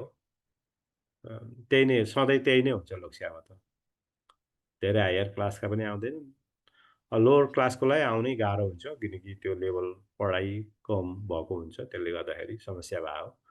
लोवर लेभल पनि आउँदै नआउने होइन, आउँछ, आइराखेको हुन्छ, तर प्रोपोर्सनली कम हुन्छ। ठिक हो। युपिए 26 सबै विश्वविद्यालयमा सम्बन्धित विषयमा गोल्ड मेडलिस्ट मात्र सहभागी हुने गरी खुला प्रतिस्पर्धा गराउने। म त के भन्छु भने किन गराउने? उनीहरूलाई पनि त प्रतिस्पर्धा गर्ने अपर्च्युनिटी छँदै छ नि। ट्यालेन्टेड हो भने त परीक्षा पास गरेर आउनु पर्यो, सकिहाल्यो नि, तपाईँसँगै प्रतिस्पर्धा गर्छ नि, होइन र? उनीहरूलाई समावेशी दिने हो र गोल्ड मेडलिस्टलाई? गोल्ड मेडलिस्टलाई कोटा दिने हो र? उनीहरू त कम्पिटिसन गराउने हो नि। ऊ गोल्ड मेडलिस्ट छ, ट्यालेन्टेड छ भने त आउँछ। मेरो कन्सर्न चाहिँ के हो भने आउने कुरामा त्यत्रो समस्या छैन। आउन त तपाईँ पनि ट्यालेन्टेड हुन्छ नि। ट्यालेन्ट भएरै आउने हो, पास हुने हो। यो प्रश्नले भनेको पनि के हो भने आएका ट्यालेन्टहरूलाई रिटेन गर्ने कुरा गरे हो कि। कसरी बचाउने, कसरी जोगाउने, तिनीहरूलाई बाहिर जानबाट बचाउने। न्याय सेवा छोडेर गए, राज्यको इन्भेस्टमेन्ट भएको छ, तिनलाई कसरी, तिनीहरूको नलेजलाई कसरी देशभित्रै उपयोग गर्ने होला भन्ने कुरा हो कि। त्यसले गर्दा आउनेमा त त्यस्तो समस्या छैन। गोल्ड मेडलिस्टहरूलाई रिजर्भेसन किन दिने? अन्य देशको अभ्यास चाहिँ त अब नेपालको, भारतको उस्तै नै भयो अभ्यासहरू। इन्डियामा पनि डाइरेक्ट त्यसरी ल्याउन पाइँदैन। पब्लिक सर्भिस कमिसनको एक्जामिनेसन भन्दा बाहिरबाट चाहिँ नि युनिभर्सिटीका टपरहरूलाई सरकारी सेवामा या निजी सेवा ल्याउने त्यहाँ पनि चलन चाहिँ छैन, त्यो हुँदैन। बिजनेस हाउसहरूले दिन्छन् अलग कुरा हो, त्यो त नेपालमा पनि दिन सक्ने भए त्यहाँ त यो रुल लागु हुँदैन, होइन? अब युरोप अमेरिकाको कुरा गर्नु भने हामीसँग मिल्दोजुल्दो हुँदैन। किन भन्दाखेरि त्यहाँ सरकारी सेवामा जानलाई त्यत्रो हत्ते पनि मान्छेले कहिले गरे हुँदैन। सरकारी सेवामा 2-4 जना ट्यालेन्टेडहरूलाई त्यसै पिकअप गरिदियो भने पनि कसैको टाउको दुखाइ हुँदैन, होइन? कसैले विरोध पनि गर्दैन। त्यो ट्यालेन्टेडहरूलाई ल्याउँछन् उनीहरू, ल्याउँछन्, दिन्छन्। टपरहरूलाई उसलाई लाग्यो, ठिक छ भन्ने लाग्यो भने हुन्छ। तर अब अमेरिकाको कुरा, बेलायतको कुरा गर्ने हो भने पनि त्यहाँ पनि लोकसेवा आयोग छ। त्यसरी जुन पाए उही पोस्टमा त लिन पाइँदैन। तर खास स्पेसल सर्भिसहरूमा लिन सक्छ। स्पेसल सर्भिसहरूमा जस्तो चाहिँ नि ट्याक्सको एनालिस्ट चाहियो, होइन? ट्याक्सको एउटा विश्लेषक चाहियो। अमेरिकामा त त्यस्तो छ नि त। Tax specialist, tax analyst, international trade analyst, international trade expert, यस्तो पोस्ट हुन्छ क्या त्यो अमेरिकामा चाहिँ ब्युरोक्रेसीभित्र। हाम्रो जस्तो शाखा एकैचोटि त्यो ट्याक्स एनालिस्ट भनेर एकैचोटि सहसचिवलाई पनि भर्ना दिदिन सक्छ के। त्योभन्दा मुनिको हुनुपर्छ भन्ने छैन त्यहाँ। मुनिको भएर त्यो प्रमोट हुँदै हुँदै माथि जानुपर्छ त्यस्तो छैन। एकैचोटि सहसचिव लेभलको पनि लिइदिन सक्छ। हो, त्यस्तोमा चाहिँ के गर्छ भन्दाखेरि अब एमआइटीको चाहिँ नि बाट पास गरेर चाहिँ इकोनोमिक्समा गोल्ड मेडलिस्ट छ, ट्याक्स एनालिस्टमा सोझै लिइदिन सक्छ क्या त्यस्तो बेला चाहिँ सरकारले। हो, त्यस्तो हुन्छ। उनीहरू त्यो पर्मानेन्ट जब पनि गरिरहँदैनन्। त्यसले गर्दाखेरि उनीहरूको सिस्टमै फरक हो, हाम्रो पद्धति फरक हो, अनि मिल्दोजुल्दो हुँदैन। कसैले कम्प्लेन पनि गर्दैन त्यहाँ, फलानालाई चाहिँ ल्यायो भनेर। त्यो प्रेरोगेटिभ राइट्स जस्तो छ, त्यो सम्बन्धी निकायले राम्रैको लागि ल्यायो भन्ने हुन्छ। किन जोकेर ल्याउँदा पनि ल्याउँदैन त्यत्तिकै, आफन्त भनेर ल्याउँदैन, नजिकको नाता परेको भनेर ल्याउँदैन। वास्तविक ट्यालेन्टेडलाई ल्याइदिन्छ, कसैले बोल्ने ठाउँ पनि हुँदैन। यस्तो हो। त्यसैले सिस्टमै फरक हो नि त।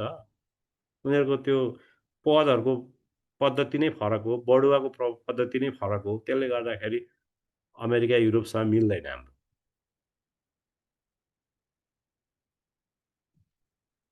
गभर्नमेन्ट हुँदैमा रियल ट्यालेन्ट एन्ड प्र्याक्टिकल हुँदैन। State can not give them special priority. ठिक छ। यो मैले भने यो म्याटर अफ डिस्कसन मात्रै हो। अब जसरी लेख्नुपर्छ केही छैन, खालि यसरी लेख्ने। यो किसिमको प्रश्नमा भनेर मात्रै यस्तो आएको यो पहिल्यै आएको प्रश्न पनि हो कि त्यही भएर मैले यसको एन्सर यहाँनिर दिएको हो। ल ओके। अर्को प्रश्नको उत्तर मैले माथि राखिसकेको छु, यहाँ दोहोरिएको मात्रै रहेछ, त्यति मात्रै हो।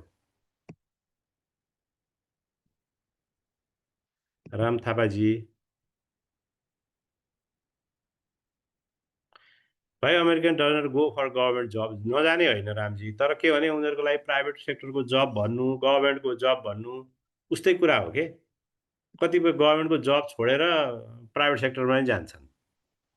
गभर्मेन्टको जब भन्दैमा हाम्रो जस्तो अब अलिक सजिलो होइन, हाम्रो पनि गभर्मेन्टको जबमा किन आउने? एक त प्राइभेट सेक्टरमा पे राम्रो छैन, प्राइभेट सेक्टरमा पनि जर्नलिस्टहरूलाई पे राम्रो छैन, प्रेडिक्टेबल छैन। आज तलब दियो अर्को महिना नहुन पनि सक्छ। त्यो भएको कारणले नै गभर्मेन्ट सेक्टरमा बढी चाप पर्यो हाम्रोमा। अर्को कुरा गभर्मेन्टको जब सजिलो छ हाम्रोमा, होइन? सजिलो छ नि त प्राइभेट सेक्टरको तुलनामा। अब अमेरिकी सिस्टममा हेऱ्यो भने प्राइभेट सेक्टरको जति गाह्रो हो सरकारी क्षेत्रको पनि त्यति नै गाह्रो हो। हाम्रोमा त अलि दिउँसो 3 बजेतिर यसो मलाई टाउको दुख्यो सर, म आज अलिकति छिटो निस्किएँ भनेर त्यहाँ त भन्न पाइँदैन। भनेपछि त्यहाँ त गभर्मेन्टको जब त्यहाँ त सजिलो छैन। प्राइभेट सेक्टरकै जस्तो गाह्रो हो, होइन र? टाइममै पुग्नु पर्यो, काम गर्नै पर्यो, कामको लोड उत्तिकै हुन्छ प्राइभेट सेक्टरमा जस्तै। अनि प्राइभेटले पनि तलब उस्तै दिन्छ। गभर्मेन्ट सेक्टरको पनि तलब उस्तै नै हो, अझ प्राइभेटले बढी दिएला। दुइटैको सोसल सेक्युरिटी हुन्छ, दुइटैले चाहिँ नि इन्स्योरेन्स हुन्छ। हाम्रो जस्तो माथिल्लो पोस्ट भयो भनेर गाडी दिँदैन सरकारीमा पनि। आफ्नै गाडी चढेर जानुपर्छ। बाइक, मोटरसाइकल भनेर दिँदैन। आफ्नै मोटरसाइकल चढेर जानुपर्छ सरकारी भए पनि। अनि के फाइदा छ त गभर्मेन्टको जानलाई उनीहरूलाई?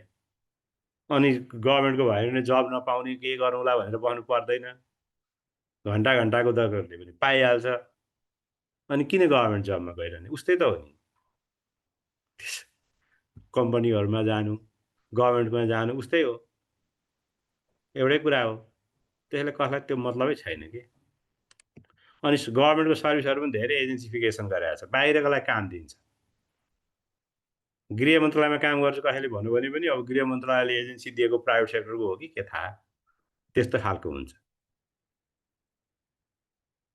पेन्सनको व्यवस्था हुन्छ।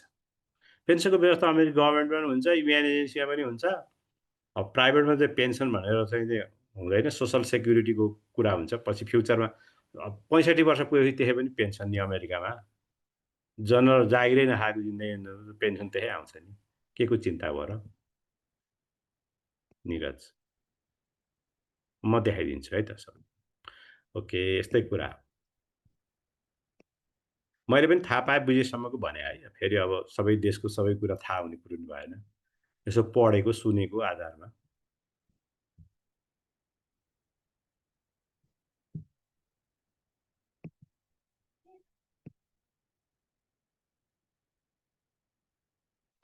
डिब्युरोक्रेटाइजेसन भनेको चाहिँ के हो भने ब्युरोक्रेटिक जुन क्यारेक्टर हो त्यसलाई कम गर्दै लैजाने भने हो कि। अब प्रोसेसहरू धेरै अवलम्बन गर्छ ब्युरोक्रेसीले भन्यो, प्रोसेसलाई घटाउनु पर्यो होइन।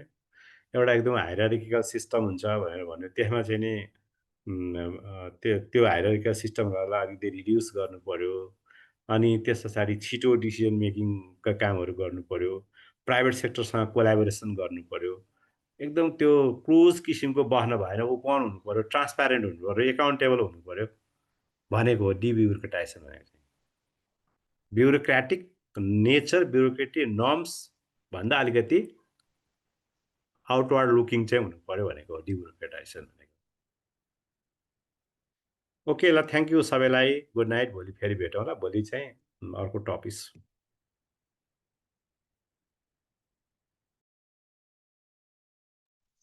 Thank you, sir. Thank you very much. Good night.